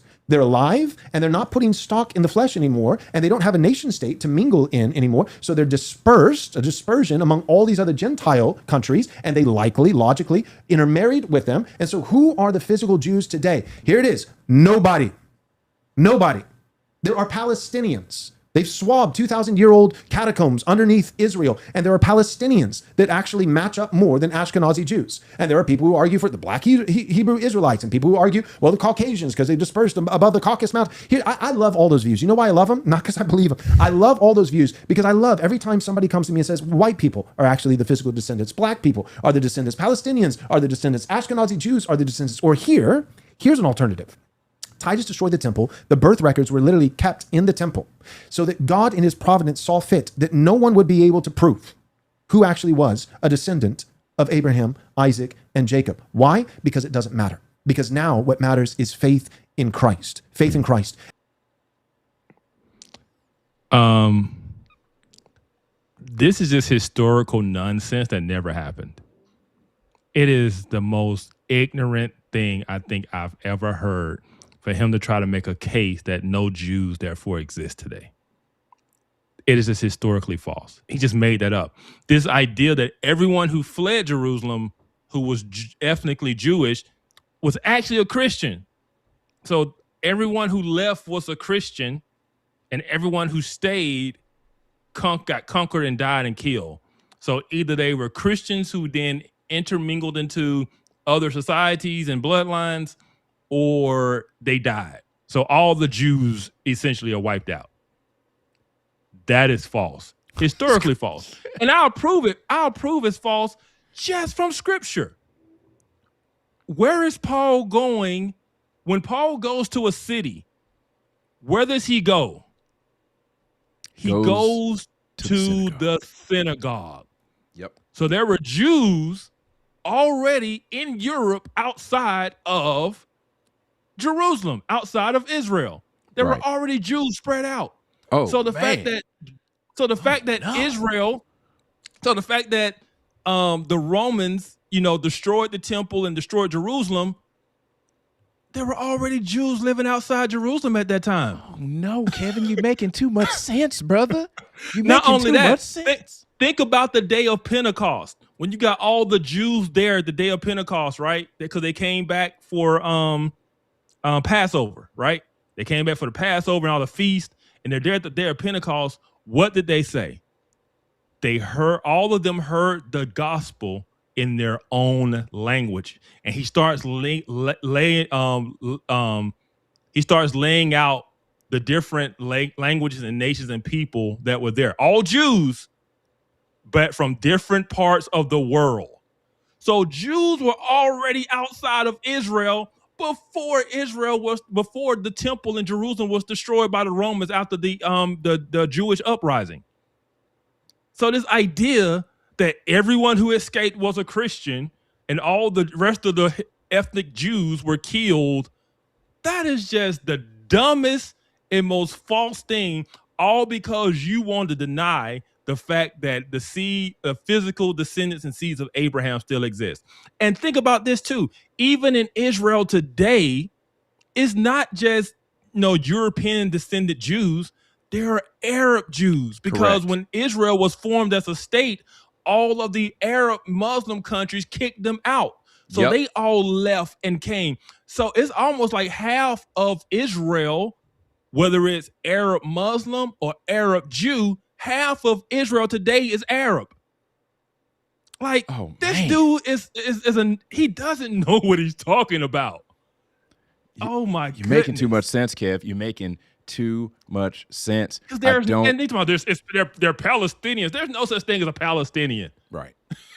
Right. It's made up. Palestinian is a made-up term Right. that got That's made right. up after Israel was formed. Correct. It was no such thing as the Jewish Palestinian war. It was the Israel-Arab wars. Yes. There was no such thing as a place called Palestine or people called Palestinians. That got named that later. Right. But anyway, Yeah. that was the dumbest thing I've ever heard, to try to say that there are no physical descendants of Abraham today. And it also goes against scripture, because you read Romans 11. That's Paul right. clearly That's talks what I was about thinking about was Romans Paul 11. clearly talks about how there's a partial hardening of Israel. And it said and God has basically used the Gentiles to make them jealous. And the Gentiles have benefited from the Jewish unbelief. And he says there's a partial hardening has come against Israel until when? Until the fulfillment of the age of the Gentiles. Right? And said, and he called them the natural branches. And you are the unnatural, and you've been grafted in. And that's why I came at Corey Marr the other day. Like, you white Gentile, you are a Gentile. You are not even a natural branch, and you got the nerve to think you're superior to somebody. Right. You ungrateful heathen. Yep. And These are ungrateful heathens who have taken pride in their white skin and their white heritage, right? And it's like, you fool. Yes. And what does the scripture say?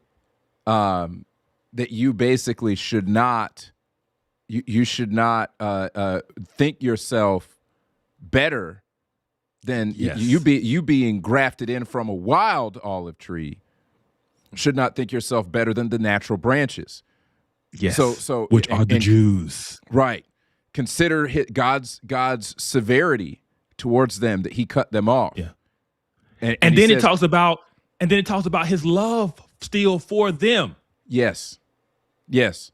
And Like, so don't lift yourself up, because he's able to graft them in again. Yes. That's the God whole point. said. That's what God Yes. said. Pastor. Yes. So-called pastor. Yeah. But this anti-Jewishness, I'm gonna put it like this: if you're anti-Jewish, you're anti-Christ. I'm just gonna put it like that. Facts. You just are. Facts. Because we understand their need for Christ just as anyone else, but we also understand, because scripture has told us, that God still has a plan for his people. Still has a plan for his people. We are Gentiles. Yes, we are running it right now, but there will be a time. There will be a time. God has not abandoned his people. And we have benefited from their unbelief. Yep. And that's not dispensationalism. That's just scripture there. I'm not a dispensationalist. Because I'm not dispensational either. I'm just right. you just it's like, I believe Romans 11 the same reason I believe Romans 9. It's the same reason I'm reformed. I believe the doctrines of grace and election, because scripture clearly lays it out. Right. Right. I don't know how you trip over this one. It's like you over here claiming doctrines of grace and all that stuff. Joel Webbin over here claiming that stuff, but you tripped you tripped all the way over Romans 10 and 11. You tripped all over them. I mean, that rock of offense, and you tripped and landed and crushed yourself on it. And I engaged Corey Mahler recently with Romans 11, and he told me that I had completely misunderstood it. And all I said was, "Oh, wise one, well then properly exegete it and tell me where I've gone wrong." And he said, "I will as soon as I'm in front of a keyboard." I'm still waiting. How long ago? I'm still waiting. How long ago was that? This is over a week ago. I guess he's still trying to find a keyboard. Because it's the thing, I knew I wasn't wrong. Yeah. like we want to throw hands on scripture, we can throw hands. Like, man. Because your whole white nationalist crap and we're so much higher intelligence than you. Yeah. Let's see, bruh. Listen, man. Listen. Corey Mahler doesn't believe that you can be as sanctified by the Spirit as a white person. So, I mean, how can you even talk to him about how to properly exegete Romans 11 when you're a lesser being than him? I know, but that's why I said, well, teach me, oh wise one. Yes. Just properly exegete it for me. Help me to understand. Yeah. I'm still waiting. Yeah. Help us, Corey Mahler. Help us. Man, we got another one. By this Joker. Yeah. Yes. Oh my gosh. And this man, he over here giving Fuentes flowers too. And this right here, okay? Before I play this clip, just know that this clip right here shows where Joel Webbin's heart really is. Watch this. Mm-hmm. And yet the reason why Nick is picking and even poking fun, mocking that particular narrative. He's talking about is Nick not Fuentes. even because he doesn't believe there's any validity. It's not because he doesn't believe that it happened. It's not because there aren't real victims that have experienced serious consequences. Real quick, he's talking about the Holocaust and Nick's Holocaust denial.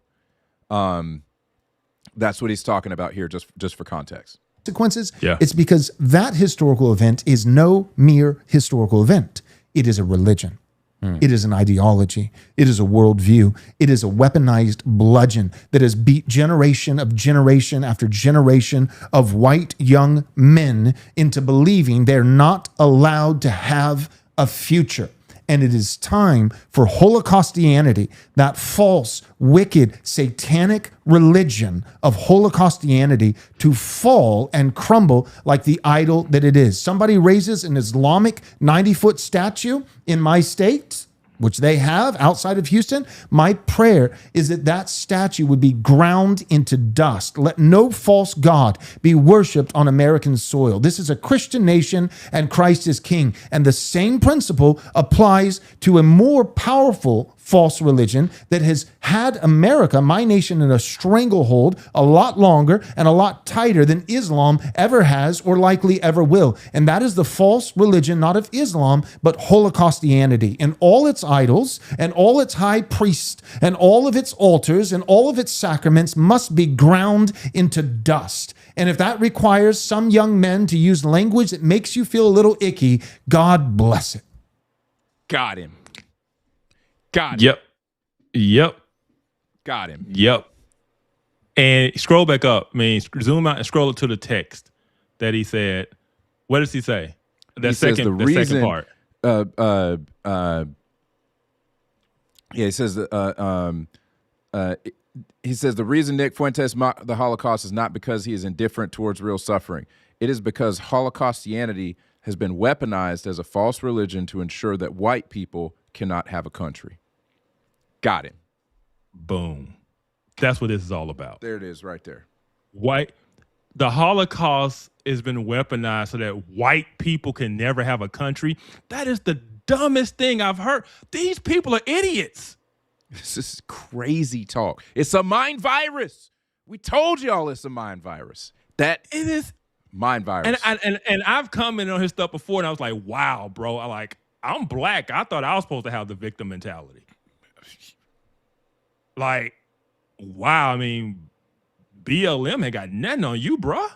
The system is against you. Like, that's right, Chris. So that don't white, even make sense, white bro. people can't have a country?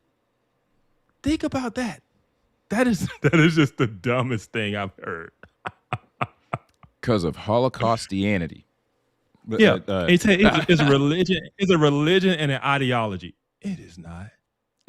Yeah. Man, wait, look. It's just, man. They just hate the Jews. There's Kev in the comments. Kev in the comments. What? And yet the reason why Nick is picking and I'm laughing, man. I'm just laughing. Oh, what are you my talking goodness. about? Oh my gosh. Dude, I mean, no, that's right. It's crazy. It's crazy. And so, you know, you listen to what he's saying. And the reason that he winds up having pull, the reason he winds up having play and having influence is because there has been real discrimination against white people in America for the last 10 years. We've talked about it before. I witnessed it. I witnessed it firsthand. I knew I was like, this is going to end badly. This is going to be bad because you're going to have some dudes that they don't have all the context. They don't have all the white guilt, and they're going to wonder, why am I bad just for being a white male? And Joel Webbin is playing on those dudes' emotions. Yep. He is playing on their emotions. Him and Nick and their real grief. They have a real complaint. They've been discriminated against in the workplace. Let's be real, because we sitting here as two black guys. So do black people. Right. But as Christians, there is a way in which we go about it. There's a way in which we hand things over to the Lord. There's a way in which we have a different hope, right? There is a way. Right. We don't turn to racialized politics and to rile up our kind, right? Under the banner of Christ. Right. No. Right. No. And some crusade that says, I rejected blackness. I rejected BLM. I reject black liberation theology. Everything that tries to weaponize my anger and me being a black man, I reject it to move me away in a direction that is away from the biblical worldview and the way Christ says in which we should hold each other accountable and walk alongside one another. What he's doing is weaponizing real anger and pain that young white men have, and he's trying to mobilize them in a way that is manipulative and wrong and not towards Christ. He's trying to build them as an army. 100%. Right? For his own revolution. He's no different than BLM. He's no different than the woke left. He is the woke right. 100%. 100%. Yeah. And I will call out the left and I will call out the right, and what makes it more sickening is that he's supposed to be a pastor. That's right. Yes. That's what makes it more sickening. And I don't believe that man is a Christian. He's got sordid stuff in his past that also suggests that. I don't think that he's actually qualified to be a pastor. But that's another story for a different day and a different show. Not exactly our subject matter. But the other thing I'll add is that black people have real complaint, but black people today don't have the complaint that we had 20 years ago, really 30 years ago, not even 20 years ago, 30, 40, 50, 60 years ago. We don't have that, right? True. The young white guys grew up being told that they were bad just because they were white and male. They got a current complaint. They have a current grievance. But that's the second level. You're absolutely right. For the Christian, the first level is, I handle this like a Christian. I give this to the Lord. And I don't try to weaponize people's grievance into a movement to try to lead them against something that I don't like. In his case, it's evident that what he doesn't like is that anything that is I would say for him, anything that's not white, he's not quite as fond of, and definitely ain't fond of it if it's a Jew. I mean, goodness. I mean, if he, I mean, that is, it's evident that he is not a fan of the Jews. Mind virus. It really is. And just like I said, the men like him who are just really trying to stir up young men and manipulate them to do in the wrong direction. Yeah, it's just frustrating because, like I said, we saw the same thing. Like this, at the Center for Biblical Unity, we saw this coming. And one of the reasons we were speaking up, because number one, we wanted to equip, black people and white people to both handle what we were seeing. But we also knew that there was going to be a backlash to this. Like black people, how long you think white people just gonna kiss your feet forever and praise you and cry and weep? And at some point, people are like, you know what? We tired of this. Right. At some point in time, people are like, hold on, why am I bad just because I'm white? Why am I like? At some point, there was going to be a pushback, and what we're seeing is the pushback. That's right. The problem, rightfully so. At the same time, yes, but at the same time, people like Webben, who's supposed to be a pastor, is supposed to know better. He's supposed to be leading people in the way of righteousness, right? Not weaponizing their anger to unrighteousness, right? I don't blame Nick Fuentes. He's a lost nobody. Joel Webben is supposed to be a pastor. Eric Kahn is supposed to be a pastor. Brian Suave is supposed to be a pastor. Gosh. And yet these are the men who are trying to weaponize this movement. And I'm going to say this too. I'm going to make a little fun with them, because as someone who was in the military, I kind of get it. But these jokers want to cosplay so bad. They want a movement. They want a cause. They want a war. They want a crusade so bad. I'm like, y'all are just like little boys looking for purpose. Like, yeah, if you want to fight, I get the warrior ethos, but that ain't what you're doing. That is not what you're doing, man. Right. Hey, I know y'all a little on the older side. I mean, the military might still take y'all, maybe the police force. Like, you want to really like do something, but this whole fake bravado, this whole think like you're leading an army, the whole pictures of the crusade, like, man, y'all just need to stop. Stop it. It's crazy. I keep comparing it to BLM because that's all you are, is the white version of BLM. You want to cause so bad. The BLM and black people hate they missed out on the civil rights movement because they wanted to be part of the fight. And they hate they missed out on the crusades because they want to be part of the fight. Everybody just want to be a part of a fight. Everybody's looking for purpose, right? And I see it. And because it is a part of manhood, of manliness, of feeling like you're part of something and you're building and you're fighting against an evil. But I'm like, don't cosplay. Right. That's right. That's right. Yes. You're exactly right. Don't cosplay. I appreciate what boyish. I appreciate what Matt is saying. The pushback, this pushback that's happening right here is gross. Absolutely right, it's gross. It is, and it is. By the way, good to have you here, Matt. You and Katie, they have been with us since the beginning. Katie and Matt Pruitt. Thank you all for being a part of the fam. But yeah, hey, Claire, we got Claire in the building. What's up, man? All the fam is here tonight, man. The whole everybody fam here, is man. Here. That's awesome, man. Thank you all. Really, we feel special, man. We feel special. But that really is like, it really is this whole this whole idea that you're gonna take on this victim mentality, and you're gonna do this whole thing. You're gonna cosplay. You're gonna try to build you an army, and you're gonna push towards this. You're gonna push this white Christian nationalist message, which like Webben is like, he's careful about just outright saying it, right? Stephen Wolfe, who he runs with, wrote the book, I think it was The Case for Christian Nationalism. Christian nationalism, yeah. I mean, he all but says it, but you see it come out a little bit in some of his tweets, right? And the fact that either of them can run with Corey Mahler says everything. The fact that they even use the same language. They use all of the right. Yeah, just all the Longhouse and all. They say all of this stuff. I'm like, man, y'all just been 4chan chat rooms, right. man.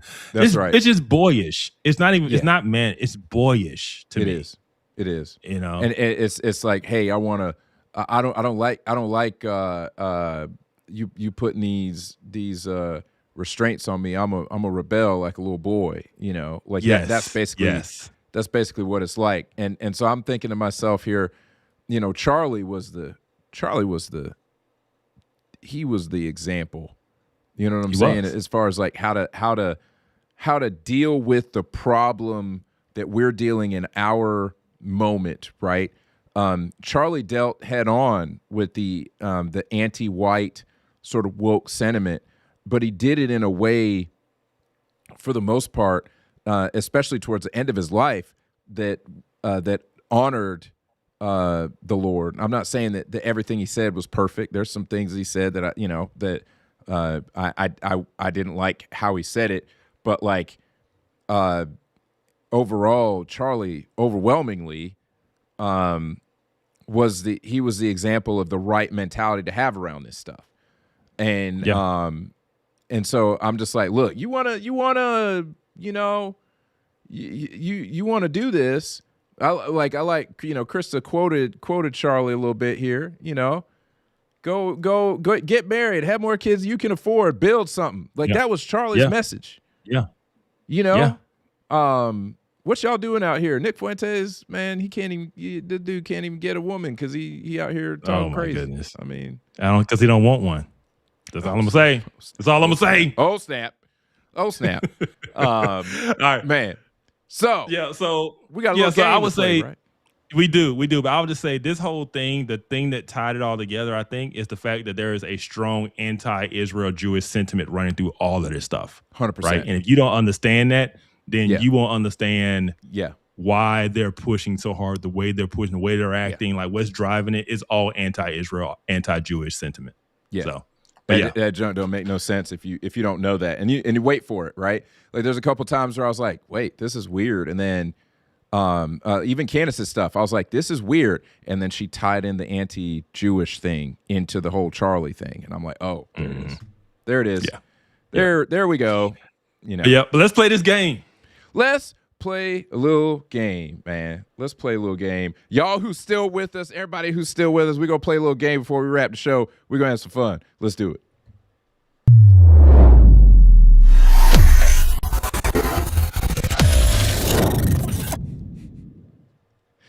All right, this is Guess the Charge. Charge. This is where we show you guys a mugshot, and in the chat, you guys have to guess in the chat what you think the charge is. All right, you ready? All right, let's do it. All right, first one up. Woo, man, look at them teeth, man. He got the grill. He got the grill. He got the Jordan tattoo on the neck. Oh my gosh. And he's smiling. I mean, this dude is happy about this charge. Look at this guy, man. I mean, Look at this guy. cheesing. Yeah. He is cheesing. Man, he probably put that he put that mugshot on his Tinder profile. All right, so y'all in the chat, what do y'all think his charges are? What do you think he was arrested for? Yeah. And What did he get cuffed for? By the way, I choose these, and I try to choose some that I think are interesting in terms of not only how they look, but also in what the charges could be. Oh my god. He's way behind on his child support. That's a good one. That is a good one. Because you can get arrested for that today. Oh man. Yeah. Stealing Jordans. Robbery. Oh man. Those are all good answers. Stealing. That would make sense to stealing Jordans. He got the Jordan tattoo on the neck. He's clearly a Jordan shoe fan. Man. Say Jaws. All right. So 421 Jaws. all right, y'all. What this guy was arrested for was possession of a firearm by a felon. So he's already has a felony, and he got caught with a firearm. And so he's going to do some time for that one. Yeah, those are definitely that's a felon grill right there. That's a felon grill right there. All right, next one. This is my favorite one. Dang, This dude, is I'm my trying to read favorite what's one. on his neck, man. What is on I his tried neck, to though? too. I can't make it out. Does it say no regrets? No, it's Spelled not. with No, an A. No regrets. I don't know what it is. Is it Mac or I can't tell. Oh snap! It says wicked. That's what Wicked? it says. Yeah, it says Okay. wicked. Oh Okay. man. Okay. Yeah. All right. Wicked tattoo. theft, Okay. or drugs. Or drugs. All. I mean, those are good guesses. Good guesses. Stealing copper from a construction site. That's a good guess right there. That one is farm. Farm animals involved. Dude, these are all good answers. Involved. These are all good answers. Oh my gosh! When I tell y'all what it is, y'all gonna be like, of course, obviously. Oh man, yeah, the wicked tattoo on the neck. Yeah, wow. Yeah. Stalking hold on. Ariana Grande. Because of the wicked tattoo. That's my favorite answer so far. That's my favorite answer. Justin with the tattoo joke. I got it. I like it. Yeah. Stealing catalytic converters. Yeah. Boy, that would look, yeah. I can see all of these are very, very good guesses. But what this man was arrested for, and you're like, of course he was. He was arrested, engaged in a public brawl. Yeah. So he got into a public brawl or fight, and so he got arrested. Yeah. And I'm thinking he won because he don't look messed up. It looked like he won the fight because you ain't seeing. It doesn't look like he got a black eye. He ain't got no cuts, no bruises on his face, busted lip. Nope. Yup. Yeah, he won that fight. But look at that dude. Yeah, public brawl. Yep, him. That guy. That's him. That makes sense. Yeah, makes sense. Makes sense. All right, one more. Right, the last one's my favorite, man. The last one is my favorite. Woo! All I can say is, can we agree with that? Whatever it was, she did it. She did it. Yeah, she did it. What? Whatever it was, whatever she's arrested for, she's guilty. That's right, man. Yeah.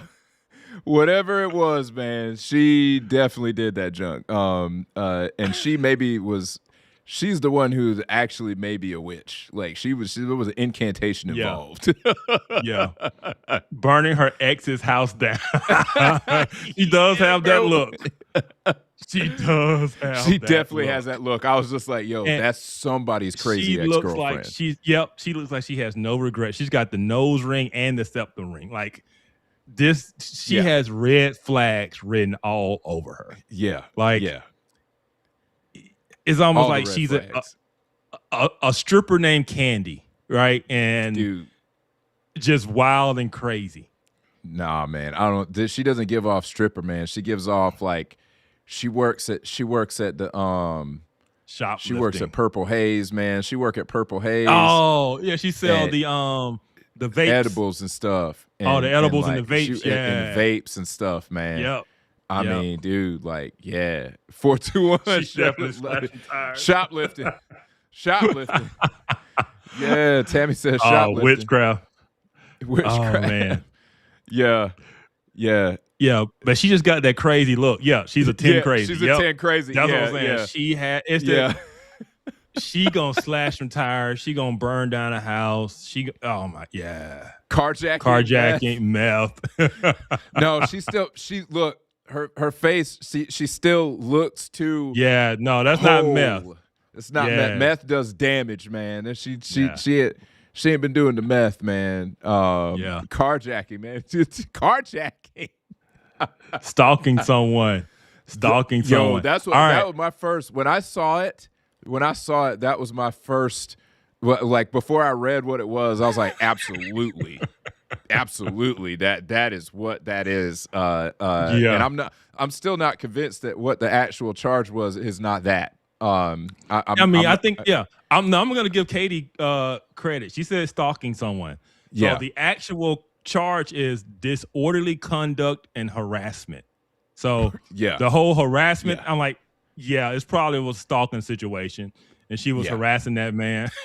Absolutely, and she has no regrets. The look on her face, says it's a good thing that y'all got to me before I got to him. It's like y'all, good one, man. Y'all got me because I was gonna get him. I was gonna get him.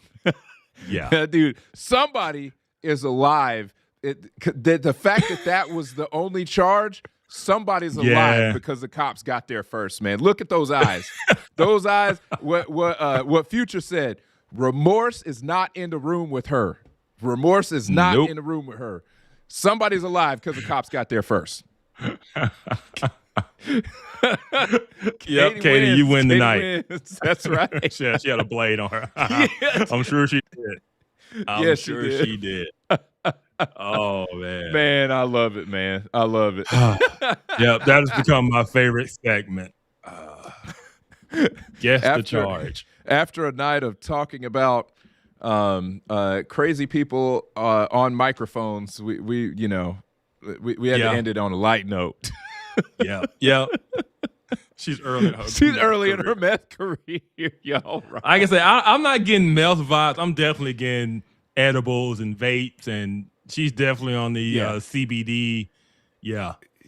Oh, like I said, she's just her face is still looking at me on the monitor over here. I got to move that. I can't be looking at that face. That's scary. Oh man, that's good. So yeah. So we actually got a book recommendation this week. Finally. Oh man. Oh snap. You missed it. It's a link. I didn't put the screenshot. I put the link. Oh man, that's my bad. Hold on. Let me it was my grab fault. it. I should normally I put the screenshot or the picture. I blame I wanted to you. give a shout out because this book is coming out next month, and so I want to give a shout out to it and get people to order it because I think it's gonna be really good. So Robert Bordens is the CEO of Classical Conversations. If any of you guys homeschool, you've heard of Classical Conversations. It's like the #1 most popular homeschool co-op organization out there. And Robert has a book coming out in January about the history of Marxism in education. And so, oh, wow. Yeah. And so if you guys don't understand why the public school system is the way it is, it didn't get this way because in the 1950s, we took prayer to schools. This was always the plan for public schools. It was always a plan to take it away from parents and schoolhouses and churches and give it to the state, because that is the only way you can control and make sure you produce good little, Marxists, is if the state controls the education of the children. And so we bought into it, and now we have what we have today. But this was always the end goal.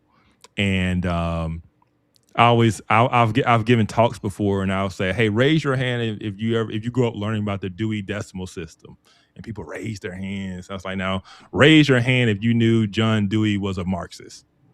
And no hand goes up. I'm like, yeah. All of these people early on who were very prominent in establishing the public school system, they were all Marxists. This wasn't some Christian endeavor. These were Marxists that understood the state had to control education. Yeah, you have to get the children away from the parents, so you can indoctrinate them and control them, and you determine what the future generations believe, and not the church and not the parents. And so, so when we look at our children, that is why they're messed up, because this has always been the goal, to get education and children away from parents, away from the schoolhouse, from the church house, and into state schools. And that is what we got. So, like Vodi Bakum said, man, don't be surprised when you send your kids to Caesar to be educated and they come home Romans. Why are you surprised? You're sending them to that place to be educated. They're going to come back educated in the worldview and ideology of that place. And so, that's always been the case. And so, go get Robert Bordens. Go ahead. You can pre-order on Amazon, Woke and Weaponized. And like I said, he's the CEO of Classical Conversations. Go check it out. Word. Yep. Good recommendation. Yep. Good recommendation. Yep. Good dude too. Good dude. I got another recommendation for people. Okay. Need to get that merch. Oh, Need to get that merch. the merch. Need to get that merch. You gotta go get the merch. Yeah, Get that go hoodie, to man. our diverse and inclusive merch store, y'all, and Yes. get your Informed Takes merch. I'm gonna be honest, man. This is my favorite hoodie. Yeah. Yeah, I tried to pick a good hoodie, man. I tried to pick a You good did, hoodie, man. you know? You did, and it's not. I love the unburdened hoodie. Yeah. But this one it feels different. It's more of a Yeah. slimmer fit. Yeah. I like this. This is my favorite hoodie now. You know. Yeah, man. Yeah. No, Yeah. it's a good looking hoodie, man. You know, you could fit right in this picture. You know, fit right in this picture, man. Man, it's already one token there. It can't be Oh, two. that's right. That's true. That's true. Yeah, That's true. yeah. Yeah. I mean, you could be the gay one though. Just kidding. Oh wow. We're getting canceled. We get canceled. Yep. You mean non-binary? Non-binary. That's right. Yeah. You could be the non-binary one. Ain't nobody believing that you non-binary, man. Not with that beard. Not with that beard. And you watch college football. I'm sorry. If you watch college football. It's ma'am. It's ma'am. We're fired. Man. Oh man. Any final thoughts, man, before we get out of here? Man, listen, don't get taken by the mind virus, man. I mean, we've talked about the woke mind virus. This is still the woke mind virus. It's a different kind. It's the anti-Jewish mind virus is still a woke mind virus. It's still wokeism. It's just a different kind of wokeism. Yeah. And there's the thing I'll say, when it comes to Israel itself, you can criticize Israel like you criticize any other nation. Like, just be honest and straight up about it.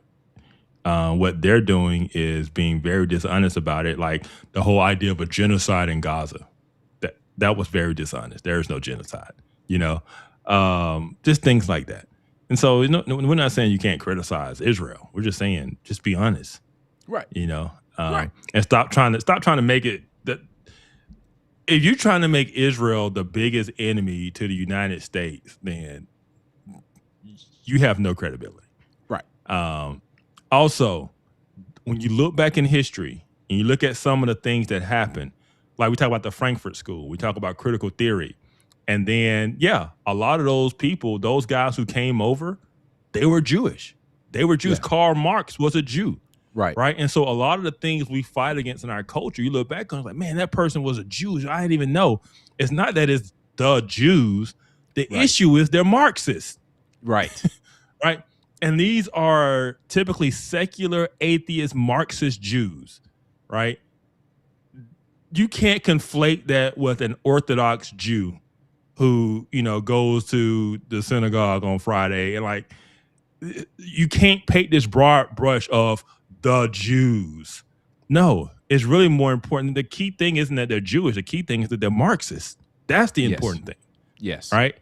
And so don't get caught up in in like, oh man, this guy was Jewish and that guy was Jewish and that guy was just like, no, the whole point was they're Marxists. Their ideology is what's important, not their ethnicity.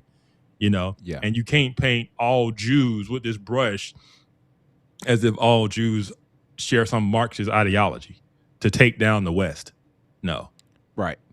Right. And that's the grand error of this is assigning motive to an ethnicity. Mm-hmm. What does that sound like? You might as well go ahead and put the white hood on. Go ahead and put it on. Mm-hmm. Put the white hood on because that's what you are. Or go ahead and wear your BLM shirt because, boom. Yeah. Yep. Yeah. Because that's what you are. You woke. Yep. That's what it stands for now. Woke. Stay woke. Because that's what you are. Sorry. Oh, man. All right, y'all. Word. But hey, it was good to be back. Hey, this is our last show of the year. Devin can't do next week, and then the next Thursday after that is Christmas, and we ain't trying to be here with y'all on Christmas. So Sorry. This is actually going to be our last show of the year. But I'm really looking forward to next year and seeing what the Lord does with the show. Who knows? We might take some new endeavors on or something. Yeah. But hey, man, this has been good. You guys have a wonderful Christmas, Happy New Year. Just enjoy time with family. For those who may be grieving during this time, I know this can be a difficult time. Hey, we're praying for you. Try to be around other people as much as you can, and don't isolate yourself. Just know that you're not alone. But hey, stay informed. Stay informed, folks. Merry Christmas. Happy Merry New Year. Christmas. Happy New Love Year. y'all. Thank Love you for y'all. being Stay away here. from the mind virus. That's right. Oh, my God. Have a good one, y'all.